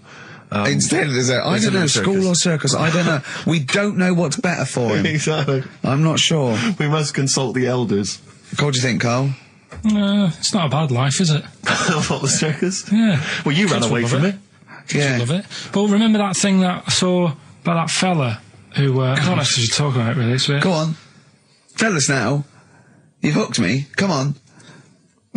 You can say it. It's okay. What, are you worried that it might be insulting to someone? Well, it's not nice, but... Well, you're not taking the mickey out of it, you're telling us... Go on. It's just, it was in that book again that you got me. You know, the book full of weird people. Go on. And things that are wrong with them, and hairy people, and... Yeah. Lad with 3 legs and that. There's a fella... basically just a head and a little body on a skateboard. Yeah. Right? Picture of him having a shave. And he was shaving with his mouth bit. With his tongue. Like that on the radio. Yeah. Carl is now doing an impression of a man shaving with his mouth. Yeah. Well, it's just a head, bear in mind. He's doing an impression. Imagine a head with a very tiny body on a skateboard shaving with its tongue. That's what Carl was doing. And he was depressed because he kept getting hats for Christmas. but if you were him, you would just grow a beard, wouldn't you, rather than... Oh, well, rather than go through all But that he hassle. get it caught in the wheels of his skateboard. The what's the name though? Do you remember last week I was talking about the hairy kid? And I think that's every week, Carl. That doesn't narrow it down. Alright, well, we were talking about that hairy kid in the woods, and did a bit more research this week. Okay. Found a good story out about a monkey. Right. Which I'll tell Ricky a little bit about it. Tell me, come on, tell it now. No, just tease I me reckon with we it. should keep this. It sounds exciting stuff. That's got 'em, right? So we'll be doing that. We've got Hook the audience. we've got Rockbusters again this week. Yeah. We've got Do We Need 'Em? Yeah. What are you trying to get rid of this week? Cockroaches. Right, good one. I can't think of a reason to keep them. Looking into that, well, I'll sort the matter out. That's coming up. Excellent. We've got, I'm teaching you some more stuff. Oh, yeah? Yeah. He phoned me up today. Yesterday it was. He knows he's been researching, like, just educating Ricky. He said, what do you want to know about? I don't know. He said, you interested in space? And I went, yeah. He phoned me 3 hours later. He went, no, nothing about space. I went, what? He said, I couldn't find anything interesting. I said, you couldn't find anything interesting about space. Yeah. It's big. It's pretty interesting, Carl. He went, It's big, but there's nothing there. That's it's like the Millennium Dome. So what I'm looking at, right? But no, wait. He said, is there anything else you want to know about? I went, alright, I went, anthropology. He went, what's that? I went, study a man, I sent a man. He went, like what? I went, like, our roots from caveman through and all that. He went, I said, Australopithecus, Neanderthal. He went, well, you know all that then? I went, no. He went, right. He went, do you want to know how a lung works or something? How a lung works? And I said, well, tell me how a fridge works. He went, oh, I said, it's just the gas, isn't it? I went, brilliant. I went, tell me how a microwave works. He went, I know. I said, fella walking past in a laboratory with a bar of chocolate in his pocket, went past some sort of ray thing, it melted it, and he went, hold on. That's it. That's explained to me how a microwave works. Right. So today we're doing sort of medical-ish type things under the banner of colon then, educate me. Oh, God. Do it again. Colon then, educate me. Brilliant. Brilliant. So that's like go on then. So colon. Brilliant. So that's a little heading. You're going to be learning 3 things sort of medical-ish before 3 o'clock. Yeah. Is that it? Yeah, do you want to... Pretty much, yeah. A bit of suede? Go on then. How many O'Reillys are there, do you think? No, little task for you. Right, educate me, Carl. Right, well, Go on, say, right. Educate me. Well, what we're looking at this week, we've done war, we've done We've nailed that. We've nailed war. We summed up war with a little French bloke whose battle cry was "John's got a moustache." Right. So, and last week we did science. What would you do on science then? Hairy kid. Brilliant. Right. Yeah. So this week we're looking at medical problems. I'm sure we do hairy kid every week. medical problems then. I've got a couple of things under the banner of colon then educate me. Yeah. We've got, this is interesting, right? Do you know if you have an operation on your brain, right, what they do is, I mean, this is why I'd never go to the doctors. I don't like doctors because this sort of stuff freaks me out, right? They can operate on your brain, and what they do is they put you to sleep first, cut your brain case open. Your skull, yeah. The brain case. Yeah, yeah. And then wake you up and operate on you. So you sat there with your head open, messing with your brain, and you don't feel anything. Well, there's no nerve endings, is there, in the brain? But still, it's not right, is it? What, you think they do it for fun? No, they go on, Reg, wake him up so he all freaks out. Well, is it necessary that you're awake, do you think, or... Well, they need the brain active, don't they? Yeah, but it is when you're asleep, you're having mad dreams. I had a mad dream the other day. Go on. No, I might tell you about it later, but there's no sense to it. But, so your brain's still... Where's this conversation? Yeah, I mean, it'll turn out, I go, no, Carl, I was there, that wasn't a dream. Yeah. No, but... So, I mean, if I had an operation... On your brain, heaven forbid. Well, operation anywhere, I'd like to sort of think, well, I'll have an injection, I'll go asleep, but when I wake up, it'll all be sorted. Yeah. The fact that... Your brain case is open. And they wake you up and you think, oh, is it all done? They say, well, have a look in the mirror. And your brain... See, I don't think they do that. I don't think they try and frighten you when you're during an operation. Yeah, I don't think that you go about your business and they sort of follow you around, dabbling. Yeah. No, but it's almost like they are having a bit of a laugh with you. Right, well, I'd just like to say now that they don't. Anyone who's going in for an operation on their head, do not ever listen to anything Carl says. Why have you got to be awake? Because you'll be bored anyway, you'll be sat there. Well, they give you a telephone directory, look, and they say, look how many Macs are in there. That's the Scottish telephone directory. And, you know, time flies when you're counting that sort of thing. No, but do you know, like, when you... What are you telling me? What are you asking me? I'm just saying how weird it is. It's weird, isn't it? It's like, do you know when you go for a haircut, right? It's a bit embarrassing. Well, I don't anymore, but... When you go for a haircut, it used to be... you go for a haircut? It used to be a bit embarrassing when, like, they'd wet your hair and they'd make you have that sort of Hitler cut because your hair's wet, and I used to hate it, and I think, do you have to do that? Do you know what I mean? You know it's what I mean? Similar. It's very similar to open skull surgery. What I'm saying is, it's almost like barbers like to do that to make you look daft and feel daft for a bit, and there's women coming in and out, and you're sat there with a daft haircut. Yeah. And this is what that reminds me of. Do you think they do it in a shop window, this brain operation? I'm just saying, it's a bit weird. Why are we doing it in John Lewis's? Just so more people I love the idea that that's what doctors are doing. Let's make this guy look a bit stupid. Yeah. Open his brain Look case. at the twatty look with his brain out of his head. Take a Polaroid, Reg. Take a Polaroid. Look at him. Look at his face. Right, clock his face when I give him the mirror. Get this on camera. Put this fake nose and glasses on. Did you teach me something then? Was that educational? I thought you that your brain case can be open with your awake, and you just sat there sort of letting them get on with it. Brilliant. I've learned that. I'll never forget that. Right, go on. Anything else? You'll love... Let's play a song, because the next one is amazing. What, even more amazing than that? Yeah. Play a song? Yeah, bit of Bowie? No email still, by the way. No, I don't think it's working. It's not working today. Lady Stardust. We'll have to do a phone-in for Rockbusters. Off the Ziggy Stardust album. All right. Karl Pilkington is in the middle of educating me. Colon, then. Educate me. Right, so, I've learnt that you can, you know...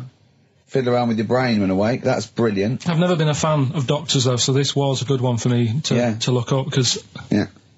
Did I tell you the time when the doctor said I was going to die? All right, keep talking. Right, ages ago, must have been about 15, right? And at lunchtime there was this... We used to have a choice of stuff to do at lunchtime, right? We used to have like a burger place that had an arcade machine in it, right? So we used to go there and play on that and have a burger. Or there was this baker's, right, that my mum worked at, and did great cakes and stuff, right? So she used to, like, bring some home and that, but she couldn't always bring them home every night because, you know, they'd cost money, and she used to get them for free. And they used to say they'd rather chuck them away than give them to the staff because there's a chance that the cream might be off. Right. Right, so they used to chuck them round the back. So I used to go round the back with my mate, and eat a load. Brilliant. Scavenging, eating out of bins. No, it wasn't out of bins, they were still in trays, but they just stacked them up near the bins, right? So this got out, I mean, it used to be chocker. Once the school found out, everybody used to go there, and it'd be like, well, have a cake. The headmaster crawling through, fighting the kids off.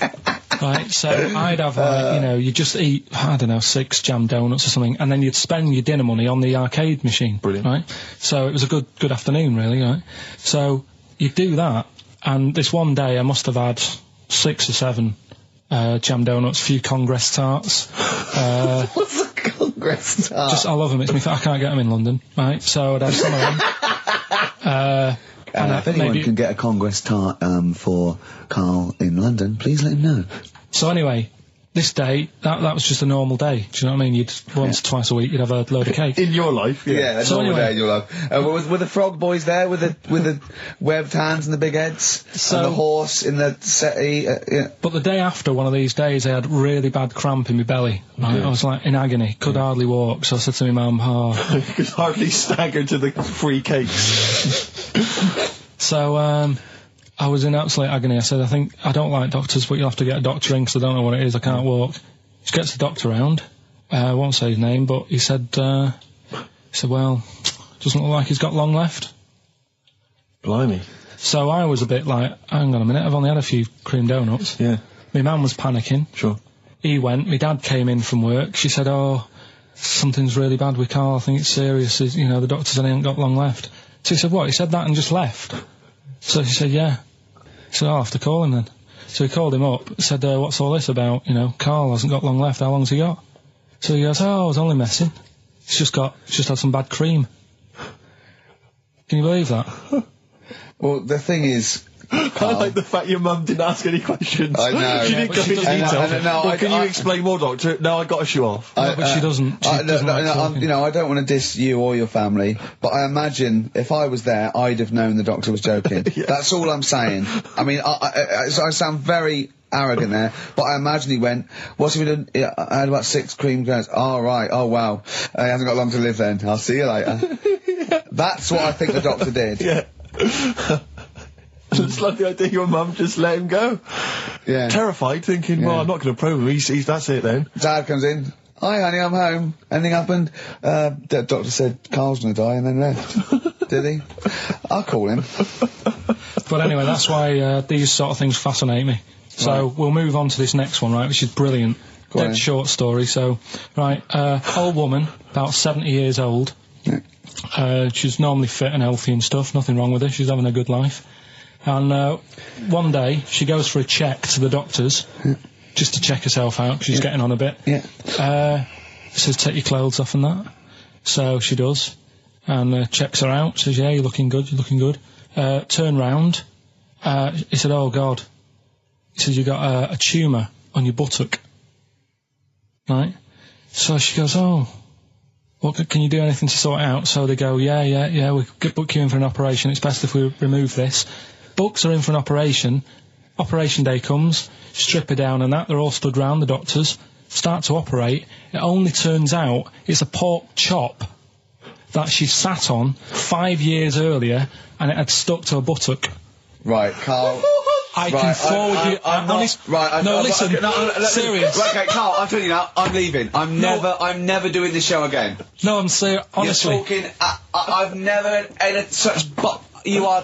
Play a record. I couldn't believe it. What do you mean you can't believe it? Stop the record. Right, okay. Right, what do you mean you couldn't believe it? No, when I read it, I said, I've got to tell Ricky that... This woman had a pork chop stuck to her arse for 5 years, you mental case. Of course she didn't. Doves caught by the river. People are going to think you're thick, Karl. Well, they can think what they want, because if they do their own research, they'll probably find the story. Because it won't have happened that many Karl, times. think about it. I mean, how could an old woman have a pork chop stuck to her arse for 5 years? She said she couldn't remember even making one, so she was as surprised as the doctors were. But hold on though, she presumably must have sat on it naked. Yeah. Didn't that bring back any memories? No, it's weird, but... Karl, Carl. But why would it stay there? Why wouldn't it fall off when she had a bath or a shower? Grease. What about a bath? But why didn't the doctor realise that when he first looked at it? Yeah. Was he not paying attention when he said, I think he's a tumour? Didn't he not Carl, look a big listen, question? think about it. A pork chop stuck to your arse for 5 years. You're naked, you sit on a pork chop, you go, nothing. No, there's nothing weird about that. I can't feel anything. Even if you had a dead leg, the time you that pork chop, what else you got dressed? Well, she might have not have done that much. She's old. She probably just sat down and didn't move for a bit. And over time, it's stuck. And then What do you mean over time it's stuck? Do you think the longer something there, the more it stays there? Look, I know that's why the pork chop goes, well, we've been here a year. We're not going to move now. I don't think we're going to move now. I'm quite, attached to this buttock. I think I'll stay here for another 4 years until some doctor works it out. I love the idea they got her into hospital, they gave her the bed baths, they got her ready for the operation, they laid her out. They were just right.